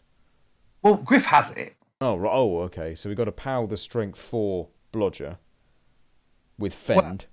I mean, I have a wrestle piece. Okay, good. Okay, good, good. I have a Garda. Yes. Okay, so that's two We have D. one dice. This We is have one yeah. dice. We Well, have one die one. already. Okay, you can get 1D. Okay, yeah. Um, the dodge I fail, so I have to re-roll it. Oh, so nothing for the sack. Yes, and then the wrestle catcher is then in the casualty box, Ah, okay. having scored the block. So we've gone from absolute jubilation. Pat yourself on the back. Good one, Fear. Whoa, we're all on track for 3-0-0. Into suddenly you haven't scored on your own drive, and now you're facing the ogre offense, being down a wrestle, and Well, and I think this is it really, and this is the whole thing, right? So you know, I could score on 7, probably defend the 2-turner, and then I'm doing my defensive drive with a piece that can potentially has a much more realistic chance of being able to stop him scoring or sacking Griff or whatever, right?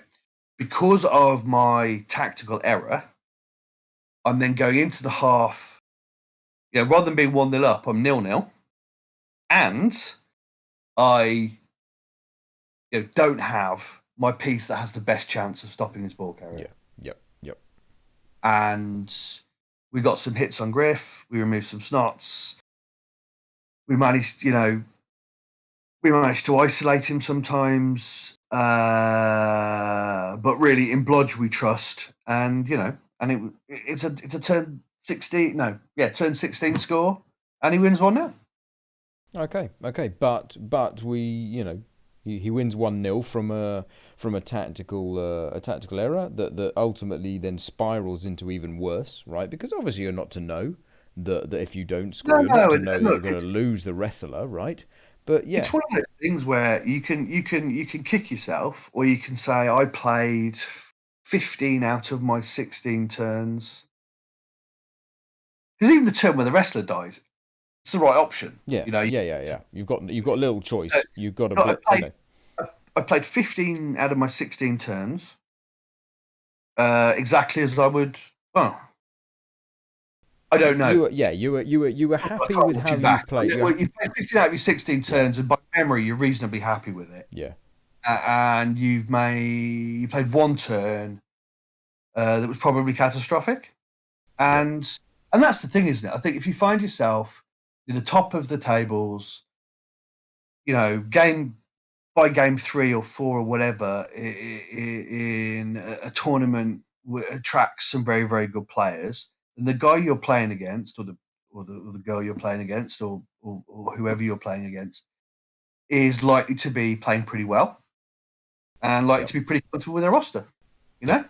yep, And one catastrophic turn probably should cost you the game. yep. And it did. So, and that's the one game where I can solidly look at myself and say, there's at least one turn there that I think I should have. Yeah, a choice was made. You should have maybe taken a little bit longer to check the options or something. Look at some Yeah, exactly. That's it. Look at That's it. some, yeah, yeah. Okay, but Anyway, then just briefly then, how did you feel the matchup was? Was yeah, I mean, Griff it's not. like taking aside the fact that Griff is of course a monster and Griff stars whatever. Is Griff really that dangerous? Are ogres really that dangerous? I think. I mean, against most of the team, you've got a huge responsiveness advantage in terms of both. Everything can dodge on a 2+, and you can move a lot further than they can. So that's fine. Having the guard on my team, understanding, that a 1 dice block with block is a 2+, um, and so on and so forth. And the fact that the snots can't really stop you dodging because they don't exert the tackle zones in the right way, so it's 2+ through everything. You have to be wary of kind of double banking against Griff. And that's the frustration. I've double banked really nicely all the way through, that he's never had a chance of just going 3+3+2+ to find the ball carrier.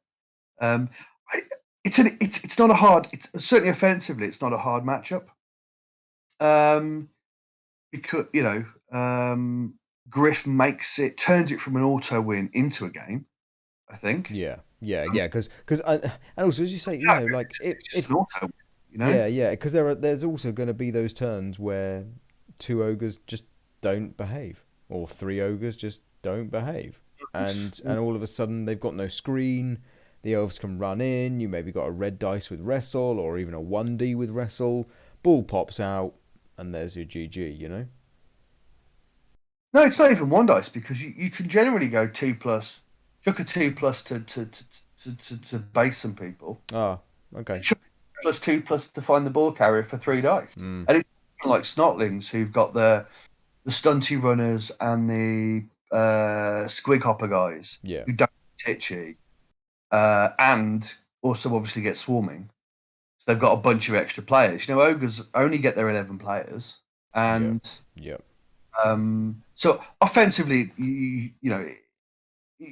they're all movement 5 apart from Griff, right? So it's okay. There's some strength 5 guys there, but you can isolate them, as you say. Usually, one of them boneheads. Didn't really happen this time. It didn't really matter. Um, you're going to move them left and right, or forwards and backwards, or whatever you want to do, and ultimately, it should be fairly straightforward to score, and it was, and it should have been, and there's no excuse for not scoring really. Um, Defensively, as I say, it's much harder with Griff being there because stopping him is really tough, particularly when um, the Snotlings are so good at dodging. So, whereas I don't know, against humans, you might be able to isolate him. Against ogres, he can sort of blitz his way out of whatever you put him in, and then the Snotlings all follow him and cage up round him. Yeah. Yeah. So I was in situations where I was having to try and get one dice on him.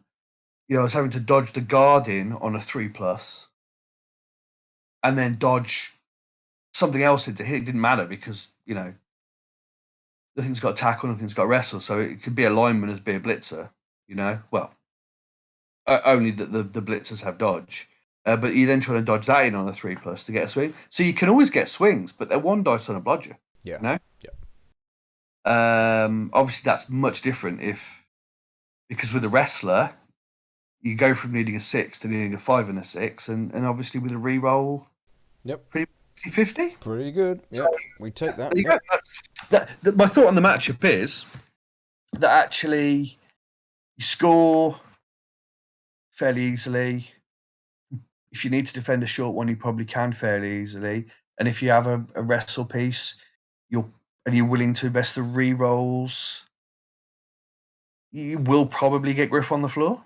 So I would suspect you probably should win it. I'm not going to do a D&E stream and give you a percentage, but really Yeah. it should be. Okay. So And that I did puts you. So that puts you. fine. Yeah. Yeah. So that puts you 2-0-1 at the end of day one.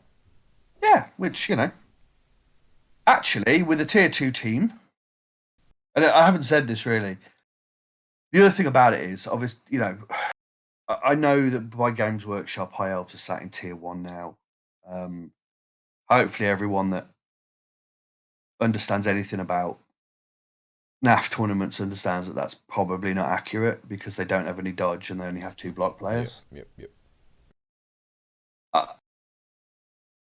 Having played 2 dwarf teams who were obviously fairly solidly tier 1, and actually having found that in the rule set, allowing the stunty teams to take a star Yep. brings them up. Yeah, I think there was a bit of a squeeze on tier 2. So I didn't feel too terrible coming out of it going 2-0-1. Slightly baffled as to how I beat 2 dwarfs and lost to an ogre, but Happens. that's the way it goes sometimes, Yeah. right? Happens. Yeah. Anyway, do you even remember game 3? Or Yeah, I do. I do remember going through. I played Go on then. Beanbag. What game 3 for you, mate? I played Beanbag, who was part of the team that won UKTC with Core. Oh yes, I've heard the name. So that's no slouch either. So we've definitely had probably arguably a very hard day one.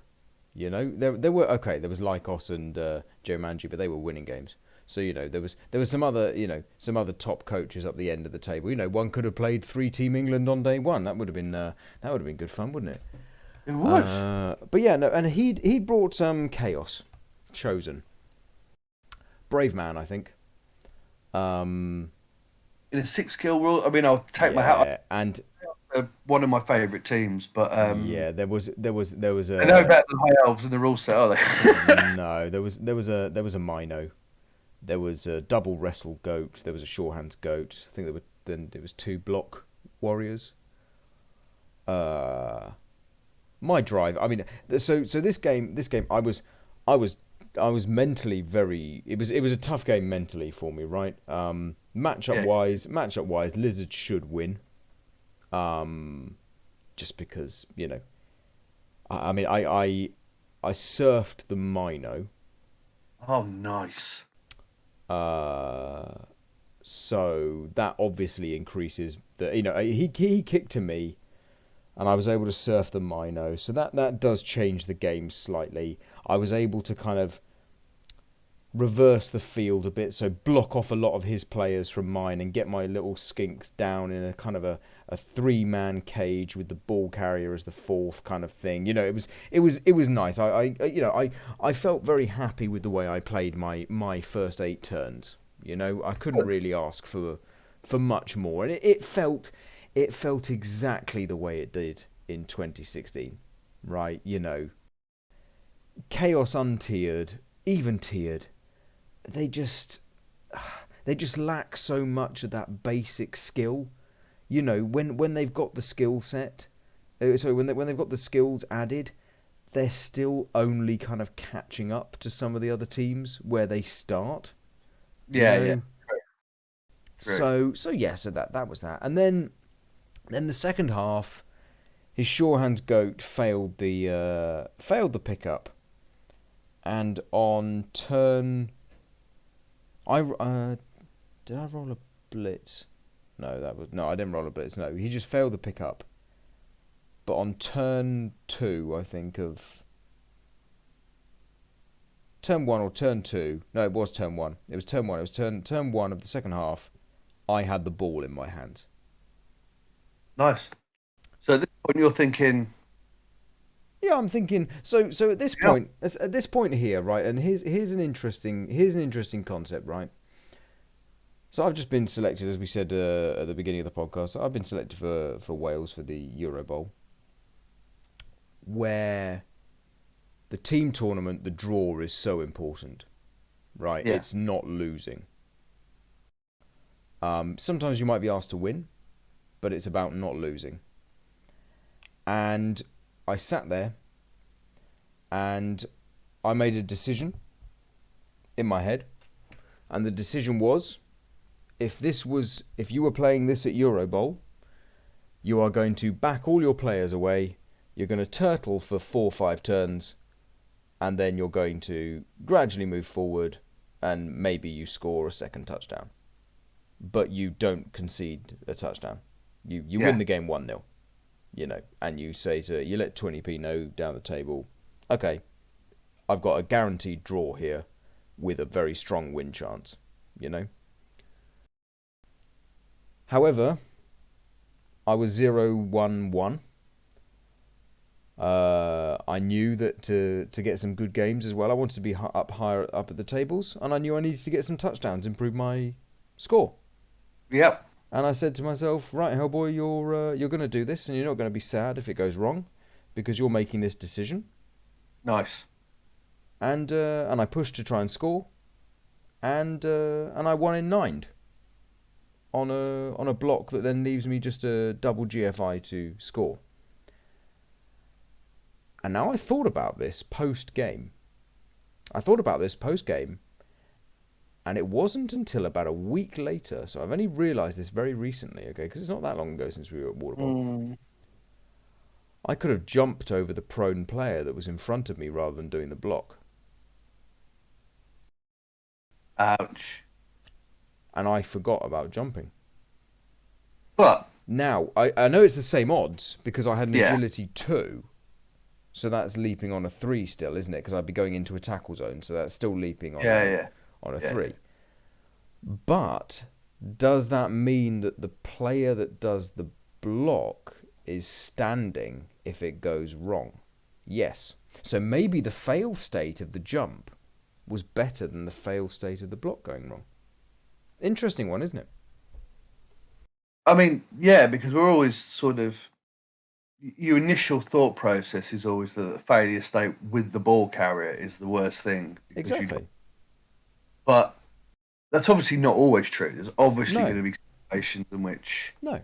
And I obviously, I mean, didn't see the position. no, I I can't, didn't take a I don't photograph think, I of it don't or think I anything. can, no, I don't think I Very can, remiss of you, but yeah. Sorry. It's difficult to say, but yeah, I Yeah. can well believe that it might be. Yeah, That exactly. And it was, but what I'm more annoyed about with myself at the time, but I also forgive myself because I've learnt, and people listening to the podcast as well will have learnt as well. We're all about sharing knowledge here.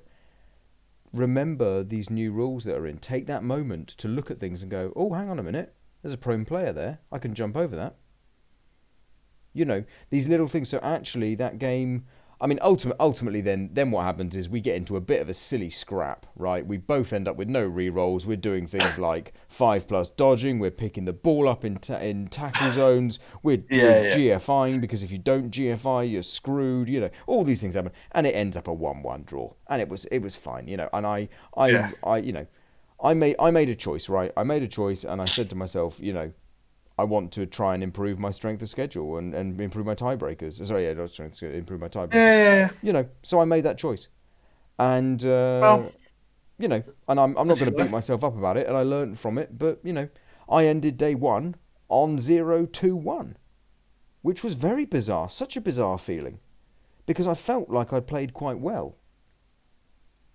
Yeah, But yet, I've got a record that suggests that you haven't played very well. It was just such a bizarre feeling. Such a bizarre feeling. yeah.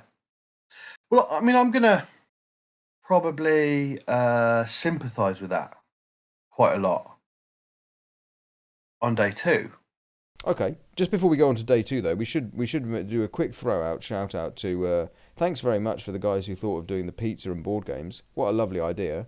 Pizza for dinner on the Oh Saturday yeah, yeah. night, and we played a bit of Waterbowl, which you didn't understand the rules of until we told it to you, and then you didn't understand the rules, and then I kept trying to queue jump your turn, and we had a great laugh, and it was a good evening. And I won. And you won. And then you started the second game, and Duderino stepped in, and Duderino won. So technically, you won twice. Yes. So all I'll say is it's a good job that you weren't a rat ogre and the rest of us were just ordinary ogres. Otherwise, that would have been a loss on game three, wouldn't Yes. it? I think. Right. Yeah. Right, on to day two. Let's keep going. We're approaching the 2 hour mark. Thank you, Oh god. listeners. Thank you, listeners, for staying with us. If I anyone's still with us, fair play to you. I mean, when we started this, I said to you, Fear. I said, right, let's One not do hour. what all the other podcasts do. Let's see if we can get it done in 30 minutes, 45 minutes. Maybe an hour tops. And now look at us. We're approaching the 2 hour mark. Right, Yeah. day two then. Okay. Day two. Right. So day two, start against a chap called Doug Lowe. Oh yes, I know him. Yeah. Pretty good player. I think he is. I know he is. He's on the Yeah. England European team. Yeah. Or Congratulations, Doug. Well done.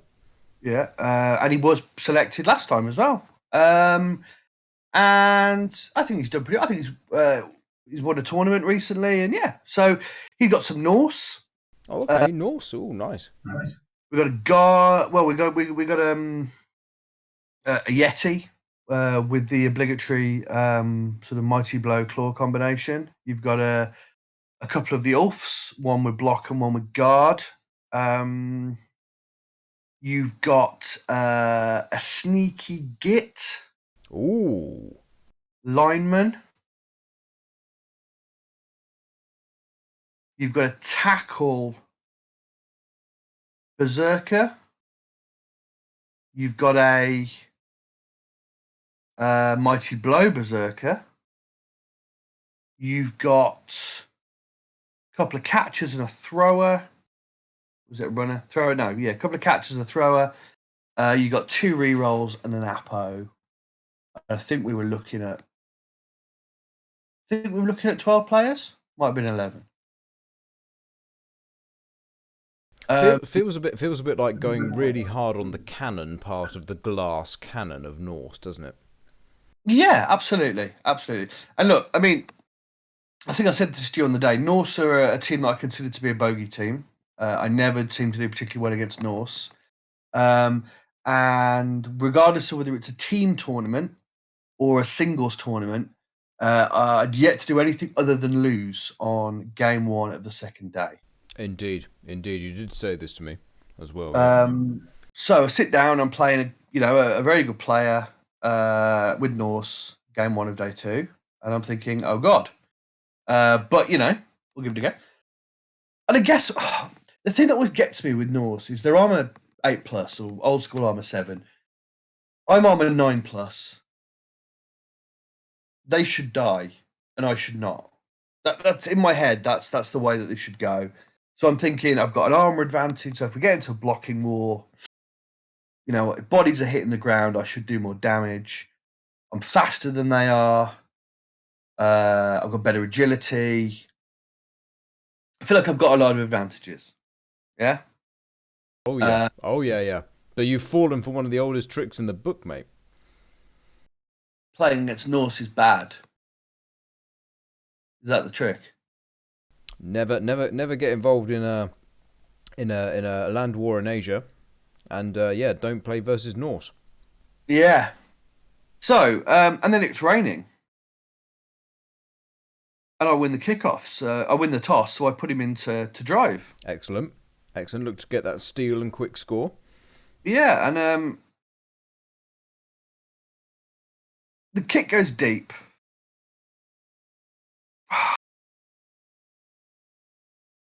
There's a gap. I pile elves between the line of scrimmage and the ball. He's failed to pick the ball up. He's only got 2 rerolls, so he's not wanting to burn one. Turn 2. So yeah, I mean, I've taken the decision on my turn 1. I'm just going to go. And if he somehow gets the ball past that line that I've established, because I basically picked my defensive line up and moved it in between his line of scrimmage and where the ball is. Yeah. Lovely. If he gets the ball past that, I'm probably in a lot of trouble. But a small miracle is going to happen for him to do that. Yeah. Okay. To the extent that in the rain, the only play that he can see is a passing play. Ooh. Ooh. Anybody's got to pick the ball up. Which even with a re-roll fails. Oh. So then I have the ball. And yeah, he's a good player. He's positioned well. As quite often happens when you turn over, you're not a setup. So I'm able to screen. I'm able to scramble. A couple of players get removed. And I score on about 5. Okay. On his drive though Or as well. yeah. Yeah. So I'm 1 up. He's driving in the rain still. 3 turns, probably 4 turns. He doesn't score again. Against an all Adge 3 team, that should be fairly easy for at least 10 elves to defend, and it was. So that's there's no great surprise there. So then I'm receiving. It's still raining. I think there's 10 of me. There's 11 of him. At some point, he's tried to dodge an elf, and it's got cast, and it's badly injured, and he's burned the Apo, Yeah. But yeah. Oof. and it's worked. Okay. I've got him on a 5 or something on the reroll. So we're there, and it was from a dodge. I think maybe when he drove, I've managed to get the ball off him. When he's on his short drive, he's taken a risk, and I've managed to, or he's failed something, and I've managed to get the ball. He's tried to get it back, and So it's not looking great.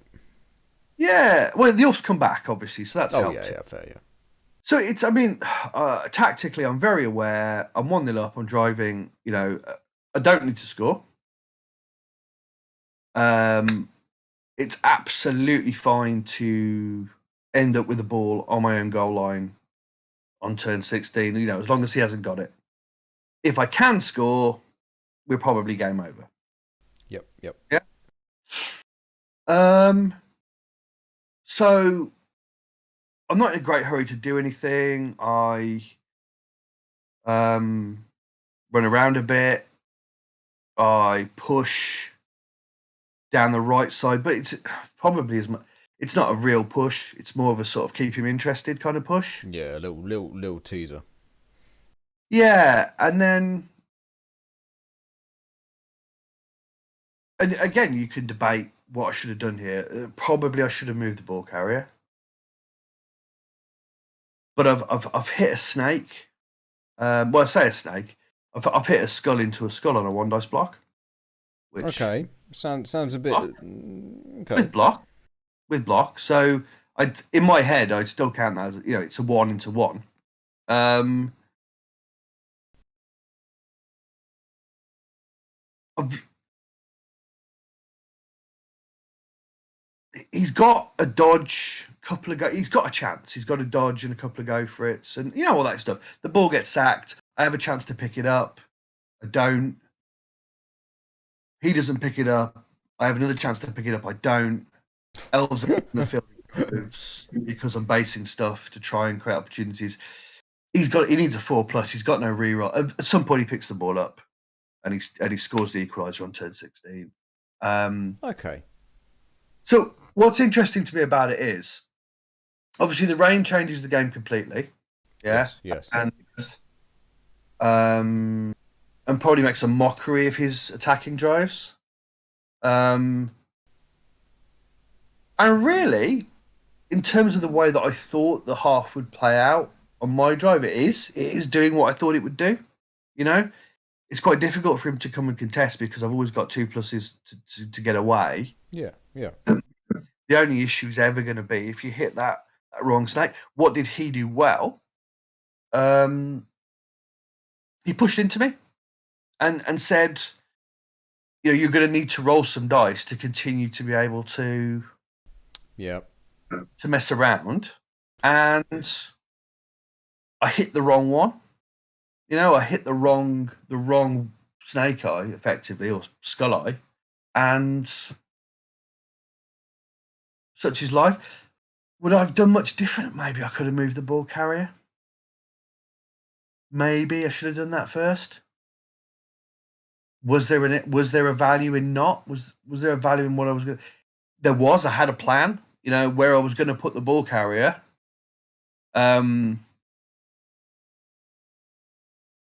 So I could see why I didn't. Do I beat myself up too much on a decision that 35 out of 36 times is fine? Probably not. So I come out of the game. I played a guy who's going to play in the Open for Team England. So he's been selected in a competitive situation for a team. He's playing with my bogey team. It's game 1 of day 2. I've got a 1-1 draw. With some big win chances as well. 15 out of 16 turns I should be fairly happy with. Yeah. One turn that's a bit like, I don't know whether I should be unhappy with it. I don't even think that I should be unhappy with it. I think I should just let it go and say, well, the decisions are separate things. Tactically, I had the right idea. So, yeah. Nice. Maybe move the ball carrier back a square first next time. Yeah. But no, I didn't. So there we go. That's game 2. 1-1 with Norse. Okay. 1-1 against Norse. So my game 4. So day 1 game. Day 1 game. Yeah. Day 2 game 1. Day 2 game 1 or game 4, whatever you want to call it. I also played Norse. Ah. Played a guy who I've never met before, Muttley, local boy, water bowler. Again, Norse are an interesting one versus lizards because he'd brought the Yeti, the snow troll. So with block, so that's a damage machine potentially, right? If it fires, you could have a problem. Yeah, suddenly my Saurus are AV8. Oh, A+, sorry. Sorry, 9+. God damn it! This new rule change. Yeah, 9+, AV 9+. However, he'd brought he brought a really interesting roster. I think unfortunately I can't recall what he'd said at the beginning of the day because obviously day 2 you're a bit bleary eyed, aren't you? You're sat there a bit bleary eyed trying to wake yourself up and stuff. He'd brought two runners. One where it got accurate, and two catchers. Throwers. They're throwers and runners, aren't they? Yeah. So he'd brought 2 throwers. One of them had accurate. There were a couple of other Ooh. skills. Yeah, it was it was different, right? So I was anticipating Yeah. some passing play. I got very lucky early on. I KO'd the Yeti. So that's your snow troll, your Yeti, whatever it is, off the pitch. So suddenly the damage output is no longer an issue, really, because Yeah. now I'm back to just starting to bully. He'd only got one Ulf, so that means I'm not having to deal with two strength 4 players. And then he fails the first pickup, doesn't re-roll it. I put some pressure on, and he decides he's going to try for a quick score. Fails the pickup, makes it with the re-roll. Pass fails, but he's got the inbuilt pass. Re-roll makes it. Catch fails, uses another re-roll on the catch. Then so there's 2 of the 3 re-rolls gone in a turn, right? And then the next turn he rolls a snake going into the end zone to score. Because I've put the pressure on and he thinks, right, I'm just going to get the score and give me a good chunk of time. I'm quite happy tactically, right? But he wants his snow troll back. But all of a sudden, turn 3, the ball's back in my hands and he's got 0 rerolls. Yeah. And it's his drive. Yeah. And then we made a good. It was a good fight of it and stuff. But it was one of those games that just. I don't want to. I don't. I'm sure. Okay. Obviously, I don't want to blow my own trumpet on this one, but I positioned well. Okay. There were things that were going on there where it was okay. If you want to hit my ball, you've got to do a 5 to hit it or a 6 to hit it. There was, or you've got to dodge. You've got to do a 3 and then a 5 and then whatever it is to even stand a chance at hitting the ball, right?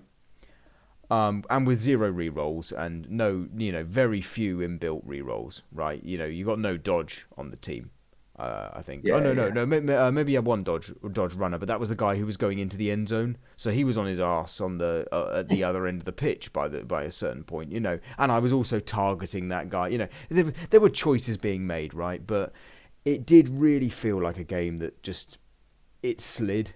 It was a bit of a landslide. The snow troll didn't come back after I scored. I banged it in 6. And he got a touchdown, 2-1.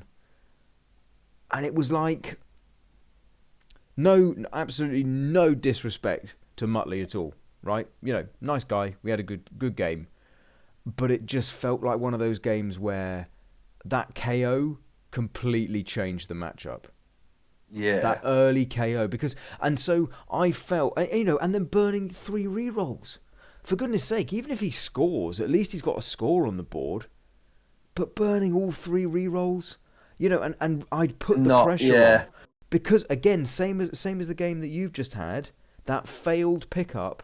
I went, okay, well now I have 4 skinks in your backfield. Yeah. I'm going to be aggressive here because I think that I've got a positional chance that I can do this. And if you fail that pickup again, you're 1-0 down.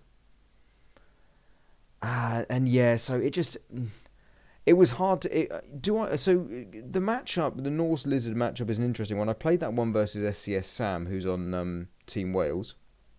Very good Norse player. Very good Norse player. I played that one, and that's an interesting game, right? That was back when I had Break Tackle Saurus, so that was interesting. Nice. So that I would be curious to play Sam again with that matchup or something equivalent. Did I feel that it was any harder than 2016 rules? No, but also I didn't really get a chance to experience losing such a pivotal piece where Claw will make a big difference versus the Saurus. Strength 5, you've got the Frenzy, you've put a skill on it. Yeah, it's all that TV. It's all that TV. Yeah, it's all that TV gone. So as I say, I would like to, I'd like to play Muttley again at some point, but with us both having 2 teams on the pitch rather than rather than losing something so critical. So so it was interesting. But I won game 1 of day 2, so that was nice. So I'm now 1-2-1, and you're 2-1-1. 2-1-1. So yeah, so what's your game five? Yeah. So yeah, as I say, I can't really add more to it than that because it just No. I mean, there wasn't sometimes it goes like it that, just doesn't wasn't it? a game almost at a certain point. It was Yeah, very much going through the motions, you know. yeah. Well, I mean, so game five, I have Scouse Boy. Okay, name rings a bell. His humans. Okay, fouling humans. No. Oh, okay. Lucky, So lucky. more sort of, yeah. I mean, fairly standard build. I think he was out to 12, possibly 13 players. It was definitely a halfling knocking around, but I don't think it ever entered the pitch. 3 re-rolls. Um, So ogre with block for his secondary skill. Yep. Um, tackle on a blitzer, guard on a blitzer, Okay, nice. Yep, pretty standard. block on both of his catchers Okay. to make 2 blodgers, and a stat. He had increased his thrower's passing by 1. Wow. So his thrower was now a 1 plus. Holy heck. So he's now throwing short passes on a 2 and long passes on a 3. I think. Wow. Yeah. So you've got wow. Okay. Whoa, that's a roster. Um, That's a roster. well, it's interesting, and actually, whilst you sort of tend to think of humans, 4 guard, maybe a block on the ogre. Why does he put passing on the thrower? Actually, it comes into play, and it's interesting. It's interesting how it comes into play. So, I mean, my immediate thing is, I'm not actually any faster than them because they've got 4 strength movement 7 pieces and 2 movement 8, and I've got 3 movement 8 and 2 movement 7. So 6 of his players are more than movement 6, and 5 of my players are more than movement 6. Yeah. Yep. I'm not any stronger than him. No. And he's And got me. the So and he's he's got fast. He's 2 fast. guard. Oh no, he's got 1 guard. No, sorry, he's got a block on the ogre, Yeah. hasn't he? Yeah. So He's faster than me. yeah. He's He's got a stronger than guard. me. Yeah, and he's stronger than you with the ogre. Yeah. Although obviously his catches are strength 2, so depending on whether I can get at them, that's interesting. So yeah, I mean, actually, Yeah, for a matchup, yeah, I'd feel quite comfortable taking that on with lizards, for example. but for elves, all of a But sudden, for it's just yeah, because they've got the humans. That human team starting with 4 block and 2 dodge. They've added a little bit to it in terms of another couple of block pieces and a guard, and the tackle could be interesting. So yeah, you're thinking, okay, well we'll have to see how this goes. But again, defensively, you're thinking, well, we're either going to stop him, or we're going to try and get him to score early, or we're going to try and turn him over. And there's different scenarios for that. As it was, he drove quite nicely in a group, used his ogre quite nicely, and he scored on turn 6, I think. okay. So he's given you 3 back, is it? Yep. Yeah. And on my turn 5, where he sort of broke away a little bit with a group of players, I've obviously jumped on that, based as much up as possible, so that ultimately he's either going to give me a shot on the ball or he's going to score. Really. Yeah. So, and in all honesty, I'm probably playing for that. Yeah, I'm playing for that as one of my Yeah. scenarios. Losing the drive, i.e., conceding, but losing it early. Completely happy with that. So I've got 3 turns to score back, I think. 2 or 3 Nice. turns back. Nice. I'm not sure. Yeah, Yep. which is great. I'm high elves. We do that. That's what we're good at. Yeah, we're good at this kind of thing. Yep. It's made slightly trickier by the fact that the blocks that he did throw before scoring have removed 2 of my 3 catches permanently.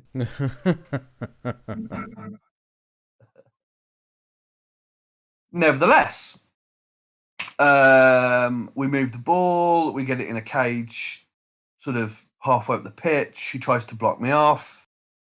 I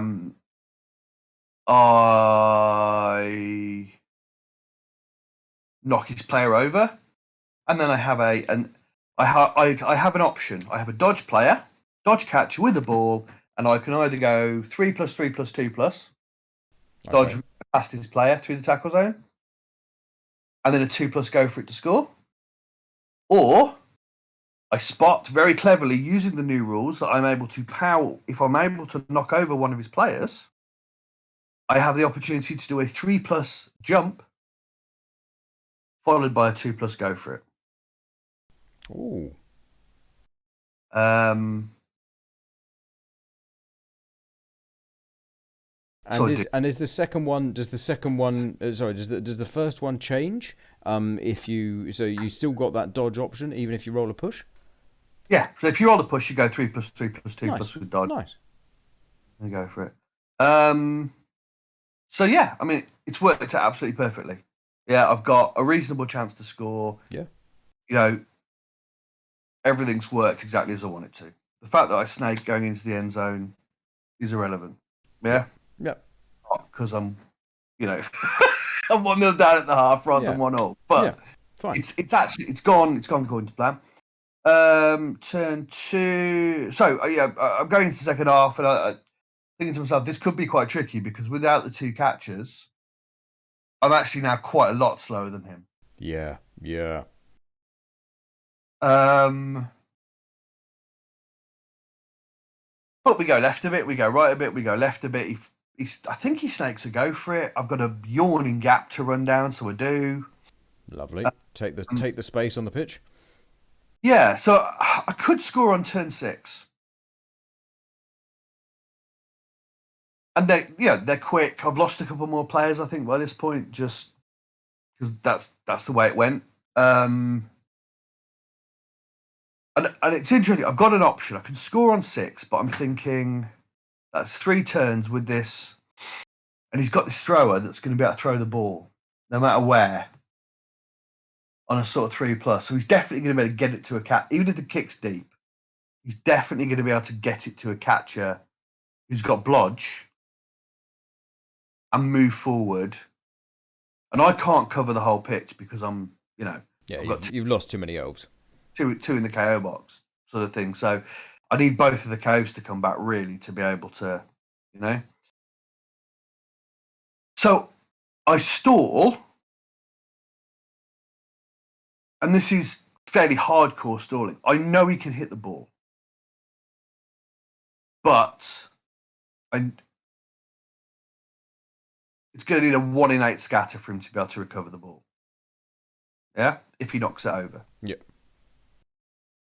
He hits the ball goes down, the ball, doesn't go in the wrong square. It goes in one of the 7 fine squares, so that's fine. So now I've got an option. I can score on turn 7. And, in hindsight, probably I should have scored in turn 7. But I'm still, because the 2-turn is still pretty hard with humans, right? Yeah. Yeah. But again, I'm thinking he's got this thrower and it can throw the ball. Definitely going to be able, wherever this ball lands, he's going to be able to get it to the halfway line ish on a blodge player. So I pick the ball up with my blitzer, who's got blodge, yeah, and I stand him pretty much in a stall square and move a couple of free players, dodge the dodge catcher, and I create a cage. And the worst that's going to happen is that I'm going to need a 2+ with reroll. I'm going to need a 35 and 36 on the last turn to Yeah. score. Sure. Yeah. May even be able to find a blitz to make it not, to make it even safer. And we draw the game 1-1. Obviously, if we've hit the snake, we haven't hit the snake. We've won 2-1, and everything's honky dory. Except we hit a snake with a dodge catcher, Oh. so we don't complete the cage. Ball gets sacked. Ah. crazy stuff happens on the last turn. Actually, maybe the most fun turn of the game of the Okay. tournament was the turn. Okay. Because the way he sort of came around the ball, my guard player was in the middle of all his players. Still had a 2 dice shot on a guy stood next to the ball, which caused a push. Yeah, Okay. and I had decided not to stand my blitzer up because I might need him to do something after the ball has hopefully scattered somewhere. Yeah, so the ball obviously inevitably scatters onto the blitzer and then into touch, and then gets thrown by the crowd up the pitch, where it is caught by one of his players in a tackle zone. Oh. But that player, well, he's in the tackle zone, so I'm able to block him, and I'm able to. The ball then scatters into the tackle zone of another player who I'm able to sort of blitz out the way.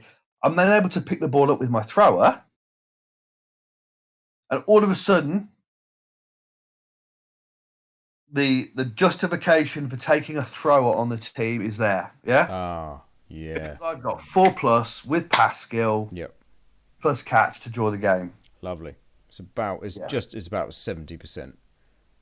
I don't know. Well, bearing in mind what we've been through, I'm Yeah. thinking, yeah, I mean, Oh my obviously, God, you'll take it. Yeah. Oh my God, yeah, you'll obviously take it. that obviously also didn't work. Okay. Interesting. That's the game. I only threw the ball twice, and that was the game. Threw it twice. Wow. Once to get the ball to the catcher for the short drive, and once to. Yep. Now, again, this is one of those games where you walk away afterwards and you say, "Okay, well, I lost 1-0." But actually, in review, everything went, like away from the dice, I suppose. If it's a chess game, with as much respect to Scouseboy, who played very well and took his opportunities and also made some very good decisions. Sure. Sure. I couldn't have kind of asked for it to go any different. Yeah, that's good. That's good. There was an early score. There was a chance to score back before the half, and there was a chance to score late in the half. Yeah. On my drive, so could look back at that and say, yeah, that's gone all right. And on another day, maybe we win the game or not. But I can't. Again, it's difficult without having access to like online and being able to watch the game back. Yeah, sure, yeah. You can't see the micro decisions, but generally speaking, across the board, you got to be quite. Come away with a loss, and I'm now. What am I now? 2-1-2. But yeah, I can't really say that I would have done much differently. Yeah. Just That's one of them. good. That's good. Yeah. Your game 5. My game 5. Interesting. Hearing your game 5 there ties in. We got some nice parallels, actually. I play Dark Dan, who's brought Dark Elves. 11 players, 3 rerolls, no Apo. He's got 2 witches, 4 blitzers, 2 block witches, 3 dodge blitzers, and 1 strip ball blitzer. Oof, nasty, right? Strip ball versus skinks, that's not what you want to see. He's got the runner, and he's got lineman. Beautifully painted team, I should add. Yeah. Stunningly painted team. Mortal Kombat theme. Lovely. Nice. He decides to score early. I kick to him. Yeah. He decides to score early. Not what I would have done, playing as Dark Elves. I've played quite a lot of Dark Elves. Not what I would do, but fine, Well, we know that there is a sort of an elf philosophy that is much about just score early and get on defense, and then try and for sure. be aggressive and turn people over. Similar to game 4, he unfortunately popped 2 rerolls doing the score. Yeah. So he's gone down to 1 reroll. He does get the score though. It gives me 6 turns back. Yeah. I cage up, and here comes the interesting part about the Lizard Dark Elf matchup. I enjoy the Lizard Dark Elf matchup a lot on both sides. I really enjoy this game. Like, this is if you said to me, right, I want to play a match with you, Hellboy, Just pick any two teams you want. We'll play it. There's a high chance I say let's play Lizard Dark Elf. It is an interesting game. It's very interesting. And I can really sum up my drive by what he said, and this is probably the nicest thing I heard from a coaching perspective, right? On the weekend. On turn 8, he looked at the cage that I'd made and everything there, and he looked at me, and he looked at the cage, looked at me, and he went, "There's nothing better than a 6+ into your cage." No. And I said yes. And that's exactly what you want, right?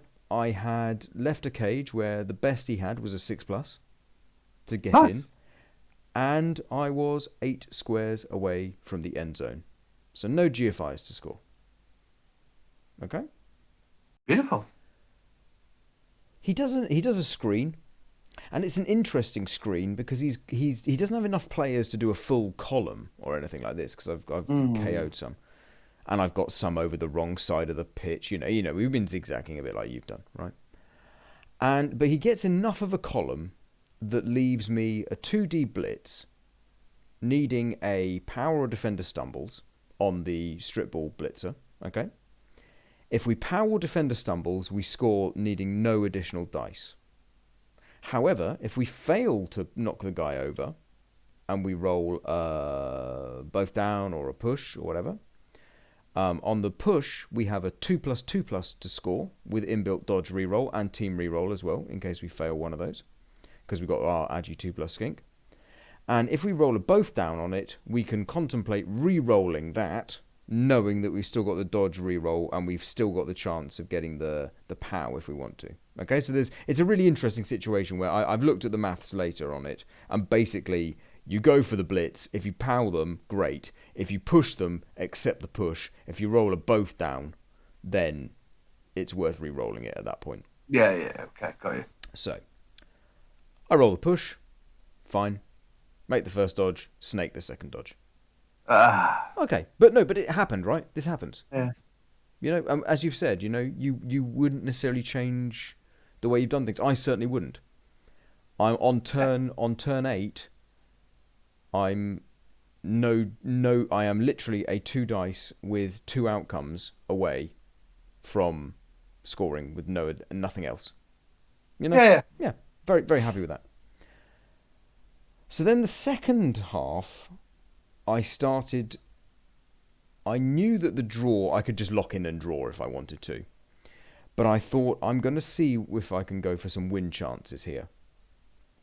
Based upon observation of the opponent, let's see if we can get some removals. He's got no Apo, you know, let's see if we can get some reroll burn. You know, this sort of thing. And I leave a few 5+ into the cage, and he makes the 5+, and he sacks the ball and whatever, you know. But I chip a couple of players, and I go, you know what? I'm going to score. So I score and give him 3 turns back. And his 2 KOs that I've got out don't come back. Oh. And that's quite important, because what that suddenly means is that he's 9 versus 11.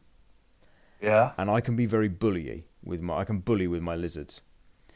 So he goes, right, I'm going to push to try and score. And he does. And he gets himself in a nice position, like, you know, credit to him. He went for the play, exactly the same thing I would do in Dark Dan's position. And I go, right, this is the turn. And I base him hard. Like, you know, I'm talking about there are 1Ds everywhere, you know. You're going to have to open with something you don't like, etc. And I also position it so I've got a skink in the backfield if something happens and then fails. I've got a skink in the midfield, so I've got a shuttle if I want a shuttle or something like this. Maybe I give him 4 turns, actually. Yeah, maybe I give myself 3 turns and then 4 turns. Anyway, and I've got Saurus ready to blitz and all. You know, I've positioned myself nicely, but I've also gone, right, deal with that turn then. Yeah. And he has to make a block with a non-block piece against a block Saurus. And he won in 81s. Lovely. I then go to sack the ball against his runner. Interesting dynamic, we should add, which I did explain at the beginning of the game to him, just so he was clear on it. The interesting dynamic between dump off and on the ball.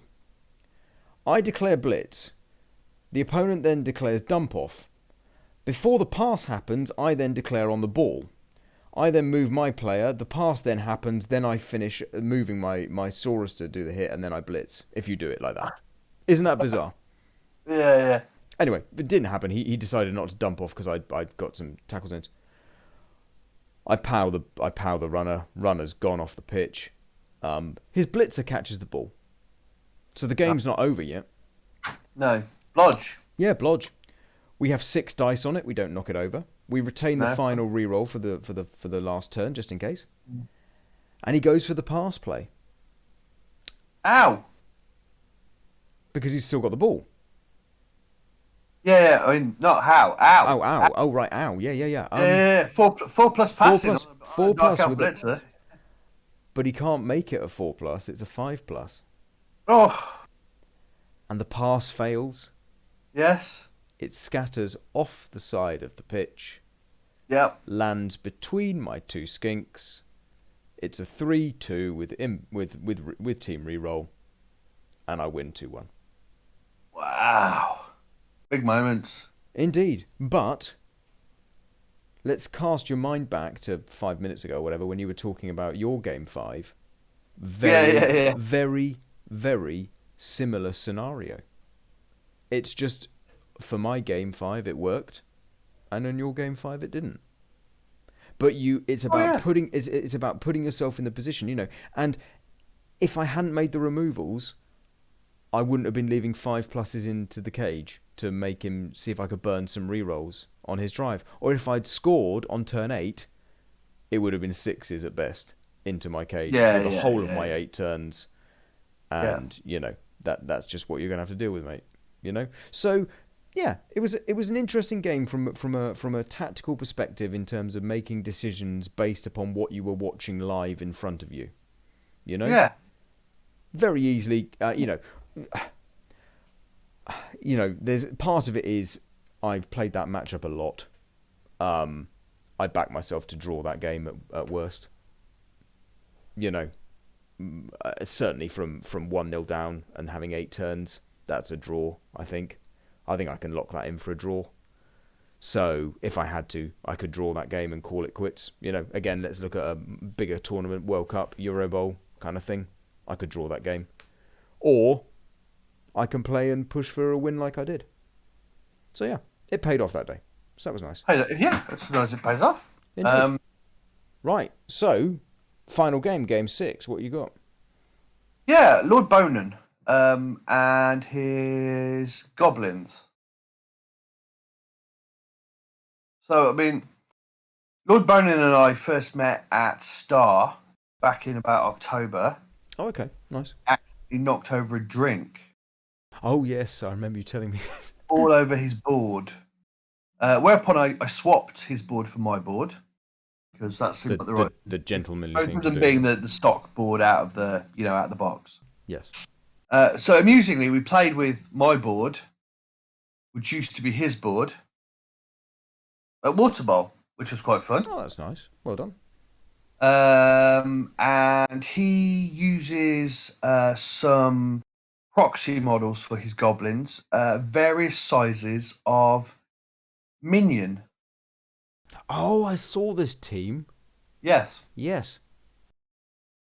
How was it to play against? Visually.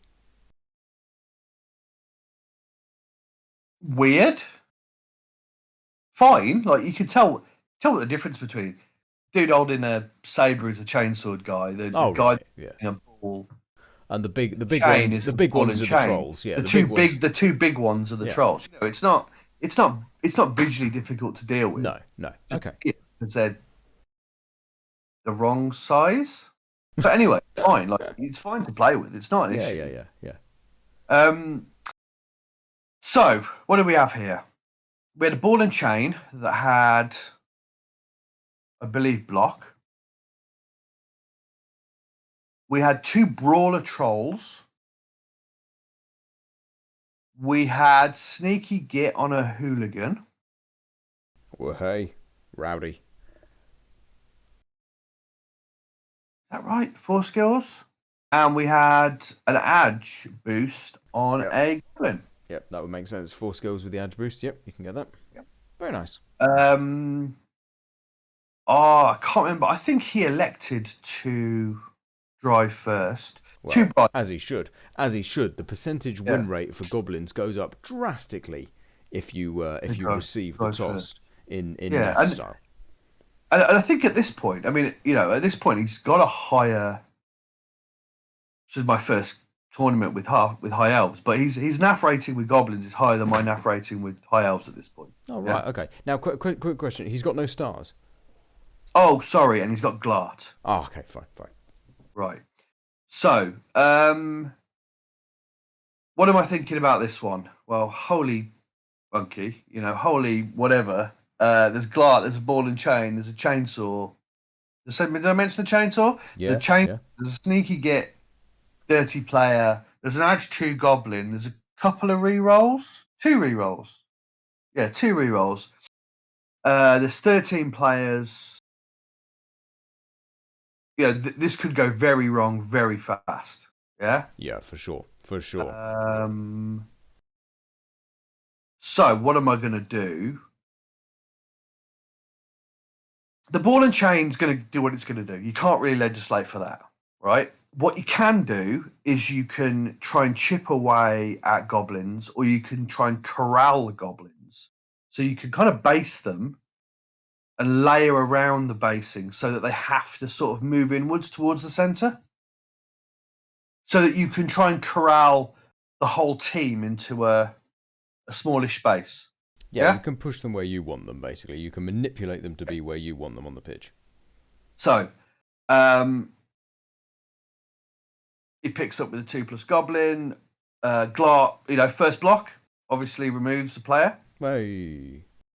In fact, Glart's first 2 blocks cause casualties.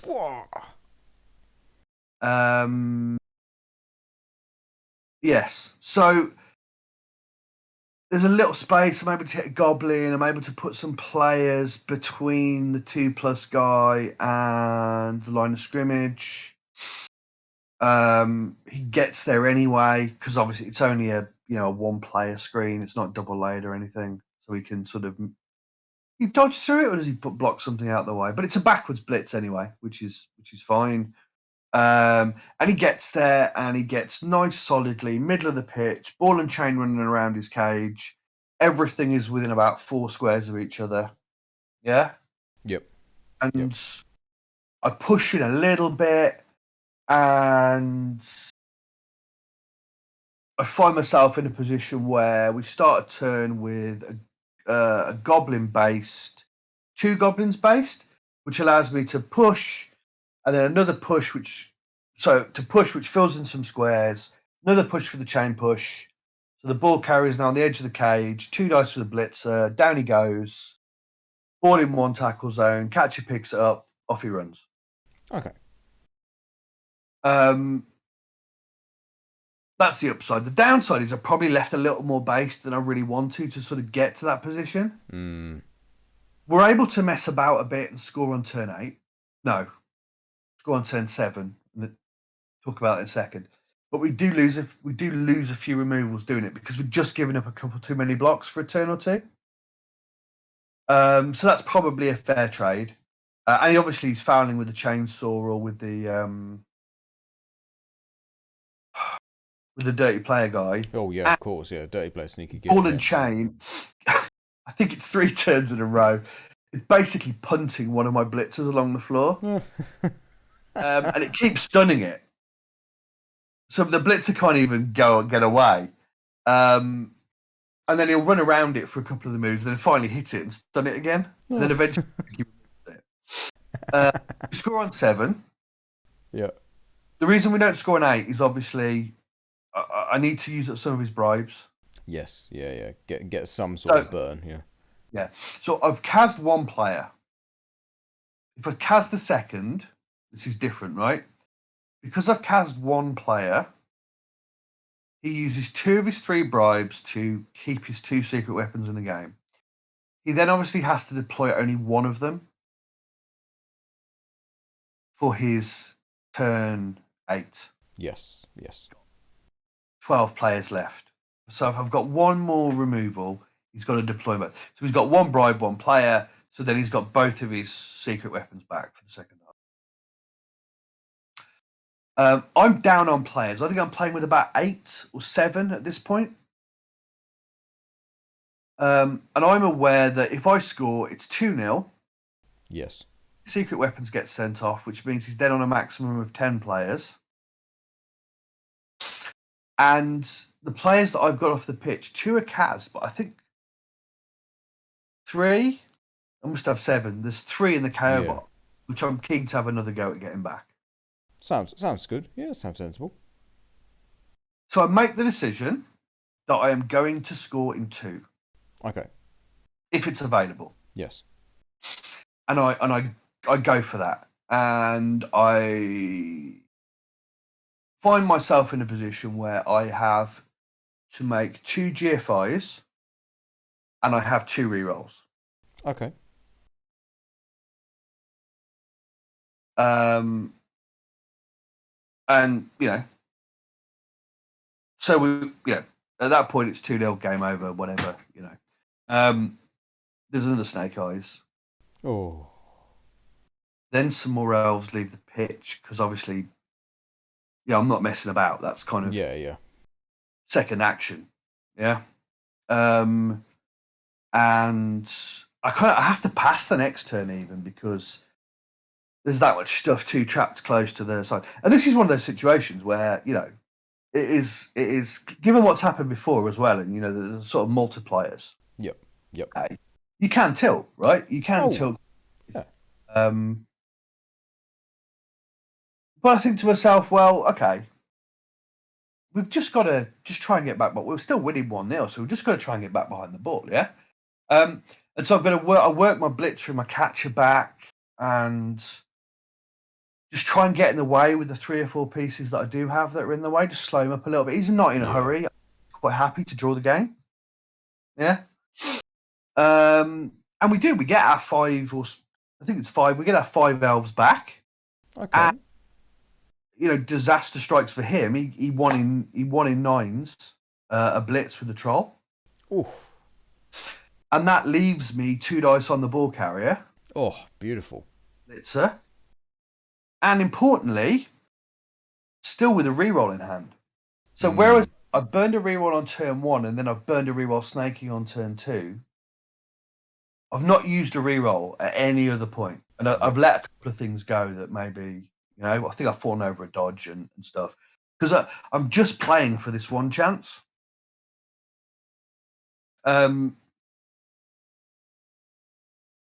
Obviously, we roll pushes with the reroll as well. But we push in on the cage heavily enough. And his other troll goes stupid. Oh, unbelievable. And he's got, with his edge boosted goblin, he's got, I think it's 2+2+2+2+, possibly 2+. That's the dodges, and then 2 go for it. Okay. What's the score? So we probably made it as good as we can make it, given the situation. Yeah. And we draw the game 1-1, and it's again nice game, good lads. I've always felt sorry for what happened at Style with tipping the drink on his board. Yep. It was great to play him. It was amusing that we played him on his board on the board that I'd had for him because whatever. It was a dramatic game.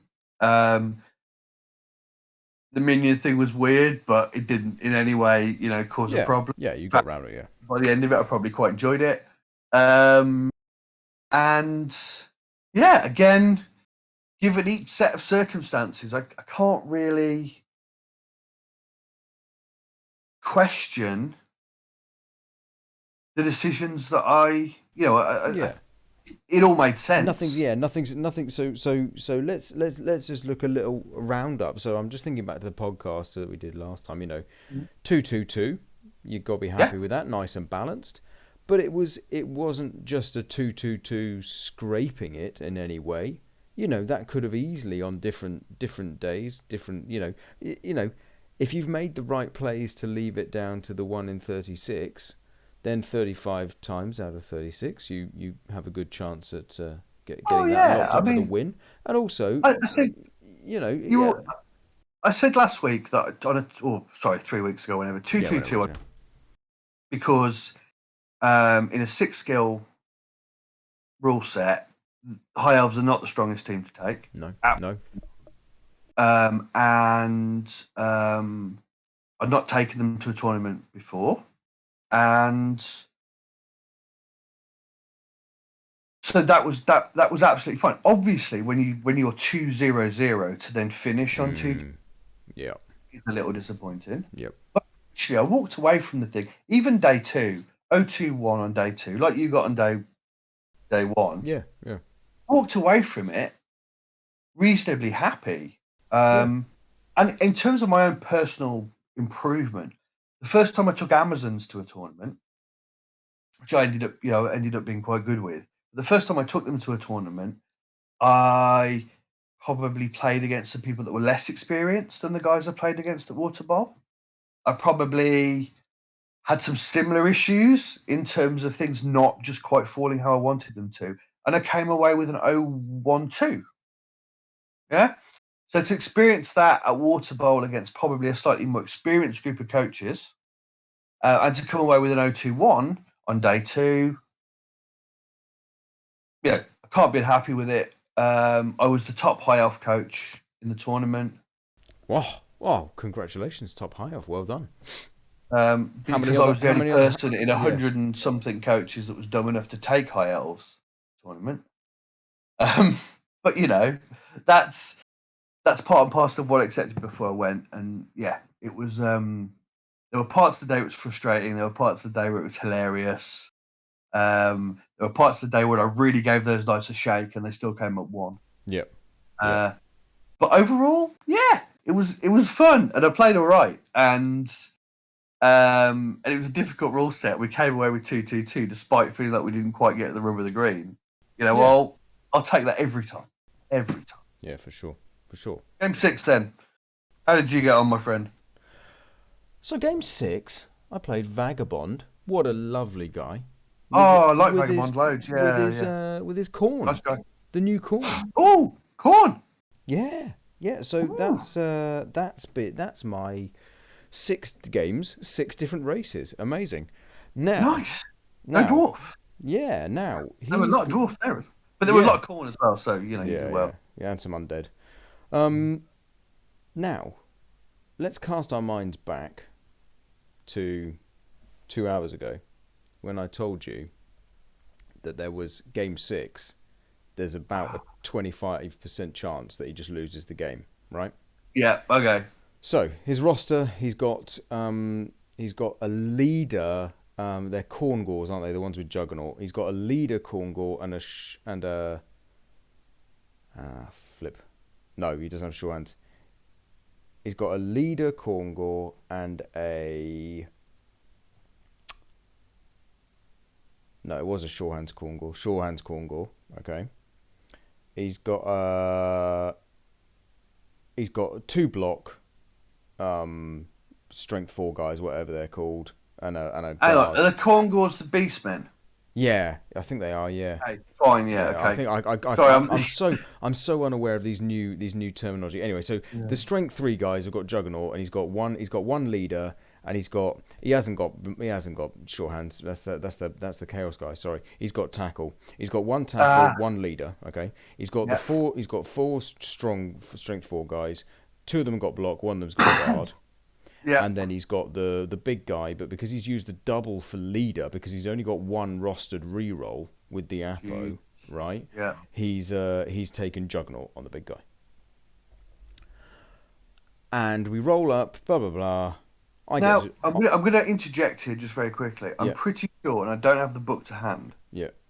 but I'm pretty sure that Vagabond is the man that wrote the. I might be wrong about this. I might be completely wrong. In my head, Vagabond is the guy that wrote the Corn Tactics article. Oh, was he? All right. I Spike. didn't know that. I didn't know that.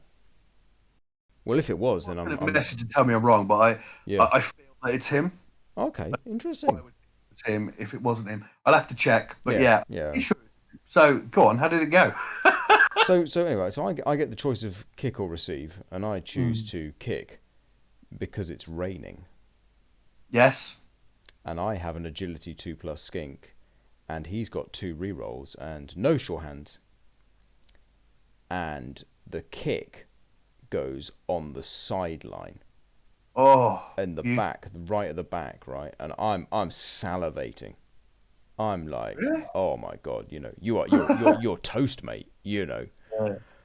He takes his turn, blah blah blah, and he's lovely. He's having a chat away, and he goes, right, pick up, and he fails the pickup, and he Oh, goes, oh god, and he goes, nah, I won't re-roll it, and it goes off the side of the pitch, and I'm like, hey, let's go, and it bounces around off both sides of the pitch, dancing around, and eventually it ends up somewhere in his backfield,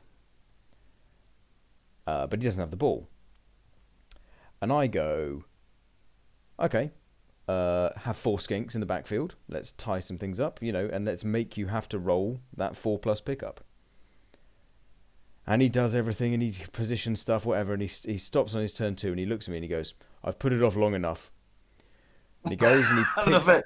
he picks the ball up. He picks the ball up and he fails it, and he goes, oh, I have to re-roll it. And I'm Yeah, literally sat there like, if this fails, my agility 2+ skink is going to walk in, pick the ball up, dodge in, and we're 1-0 up on turn 2. yeah. And he makes a pickup. Okay, fine. The drive continues. We pootle along, blah blah. I had quite a nice chain push where I could tag with the Crocs, but the Crocs Oh, rolls are 1. It was yeah. It happens, right? irritating stuff. Yeah. Yeah, happens. But to be fair, Vagabond plays really well and gets himself back into the position where he could, where he can regain some control from a situation which is falling apart, and he gains it, he gets himself back, and he leaves me on turn 7. He's left me the 5+ Saurus dodge, and I've got a reroll. And I do whatever, blah blah blah, and I go for the dodge, and I don't make the dodge, and I look at it and I go, do I want a reroll? And I went, nah, I'm not going to re-roll that, because he still had other players that could come in and pick the ball up. It didn't feel like it was the right thing to do. Maybe in hindsight, maybe I should re-roll that 5+ and try and sack him, but it was a Saurus without block, and he has other recovery options.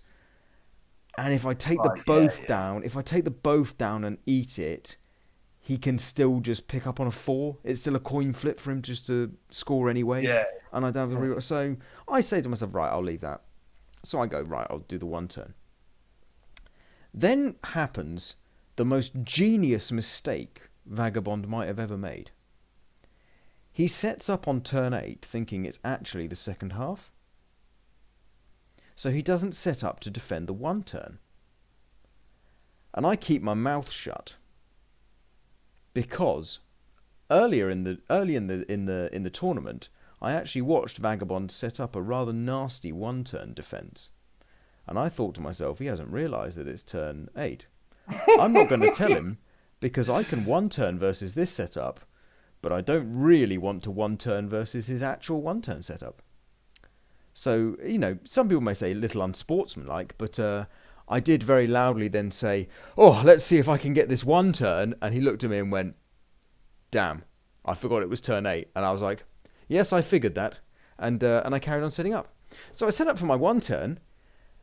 And then what happens is we roll a timeout, which is the new riot, which means we Yeah. gain a turn, which all of a sudden turns his 1-turn defense, that's now not a 1-turn defense, Oh, genius. Yeah. Yeah. Yeah. into Yeah. a superb 2 turn two-turn defense. defense.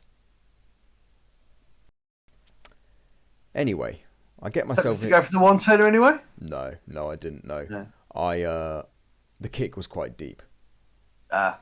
I set myself up needing a 4, 5, 4 3s, and 2 2s. Got a fair bit then. Yeah. Oh no, 4 plus pickup as well. Sorry, 4, 4, 5, 3, 3, 3, 3, 2, 2 to score. Okay, because he's jammed everyone in because he's set up beautifully for a 2-turn defense. I fail on the first 3 plus, the first dodge with dodge. I Okay. fall over at that point. So we did catch the ball. We burnt the re-roll on the pass, I think it was. We burnt the re-roll. Yeah. But Oh, mate. but yeah. I love that. I love that you just made that little error. You didn't tell him. So if you'd been more sporting, what you're telling me is it might have worked out better for you. Yes. Oh yes. Oh yes. I kicked myself for that. Wow. Yeah. Wow. Yeah. So then the game rapidly disintegrates into just being a draw, really. Yeah. You know. He has some shots at the ball. Well, He has some shots at the ball. He has some stuff that might work. You know, eventually yeah. it just ends a draw, right? You know, and it was a lovely game. It was a Nice lovely guy, good game. player. Yeah. Yeah, lovely game. And if I wrote the book on corn. So Yeah, fantastic. yeah. So what's that then? That's a 2-3-1 for you. 2-3-1, yeah, and I had a great time. And Well, hang I on. So thoroughly last enjoyed it. week or 3 weeks ago, Yeah, whatever, you said that, and I'll paraphrase. You knew that you were taking a competitive roster so that you knew that you would win a game or two. Yeah. yeah, Um, which you did.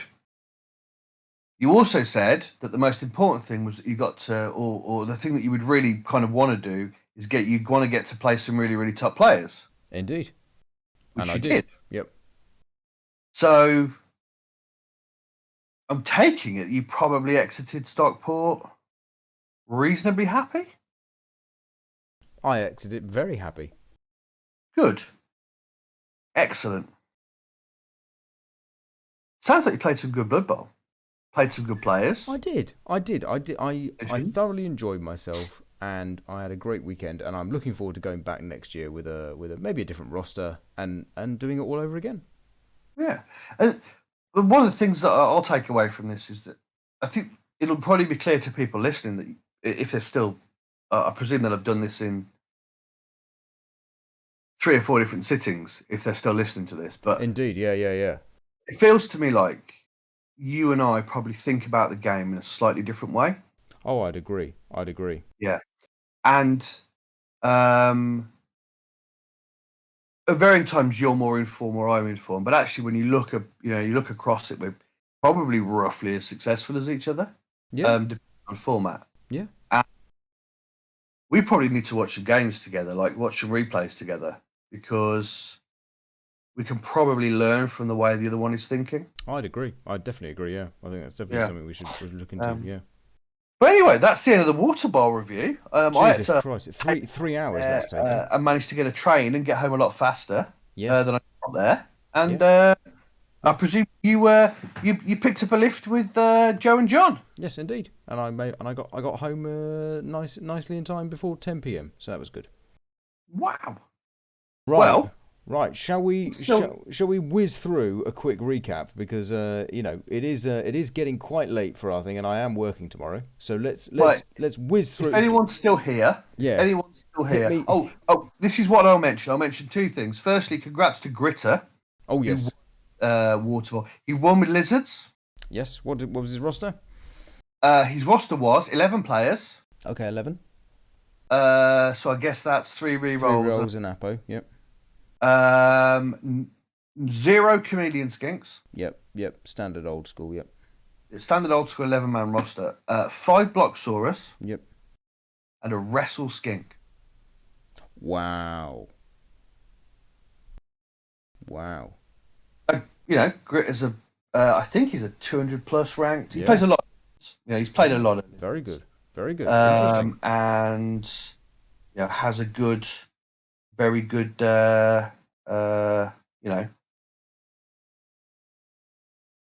Yeah. No. Well, congratulations. Well Yeah, done. Big and win. second place went to a gentleman who travelled over from Norway. He was wearing a hat and and he had a massive beard. Yes. Podge. Podge. Yes. And he used dwarfs, and I'm going to mention this one because it's a 12-player roster, and it's got it's got 4 guard, 2 blitzers, 2 linemen. It's got a mighty blow lineman, so tackle mighty blow like you were talking about earlier, Yeah. and also something that you called last week. Oh, yes. Sneaky git dirty player roller. Sneaky git roller. Boom. Called it. Not saying that he got second place. Not saying that he got second place because he listened to the podcast, but might be. So the 2 things that you called lizards in this rule set and dwarfs with sneaky git roller, first and second. What else did well last month? Alpha Games Winter Bowl 22 was won by the mighty Besters and his Skaven. Oh, congratulations, Besters. Well done. Yep. Beachland Bowl. Day 1 was a 11-a-side tournament, which was won by Gimli 01. Oh. Dorks. Congratulations. Solo came second with Flings, which is interesting. Oh, nice. Well done. We'd like to see a halfling team doing well. Yeah, and the still can't say it. The Caird Cup, run by the magnificent 20p. Captain of Wales. Captain, my captain. Yeah, Nazgob and his dwarfs. Congratulations, Nazgob. Yeah, and 20p himself came second with Blorks. So. Oh, very, very clever not winning his own tournament. Well, yeah. And what I will throw in there is, last week we didn't know who'd won the London Super Bowl. No, we didn't. I found that Legion_UK was the winner. Congratulations, Legion_UK for that win there. Well done. And then coming up this month, we got 1, 2, 3, 4, 5, 6, 7, 8, 9, 10, 11. Jesus. March. Northeast Doubles, March Madness, Hermageddon, the Mountain High Cup, Pitch Invasion Cup, the School of Hard Blocks, Steel Bowl 4, aka NAF's little brother, so I'm guessing that's in Sheffield. It's fairly close to Nottingham. Stone Bowl 3, run by the magnificent Deeper Dan. Supper Bowl, the Beast of the East, Imps Gaming, and the weekend before UKTC is the Bibble Basher Cup 5. Well, I think I won the last singles Bibble Basher Cup, so I won't be defending my title because, I'm going to UKTC the following weekend. Indeed, and that's a lovely little segue to bring on to what we'll be talking about in the next episode, as we are both going to UKTC. We're not on the same team. No. And we're going to have to be careful with this one, Fia, because obviously you have to submit your race choices, but you do not have to submit your rosters until the day. So I think we're going to be a little bit more guarded about the roster choice. Not from wanting to spoil, not that, obviously it's going to be a huge event, and the odds of someone listening to the podcast and then spinning into one of our teams is quite slim. Yeah, exactly. I mean, listening to the podcast already reduces the number of people, right?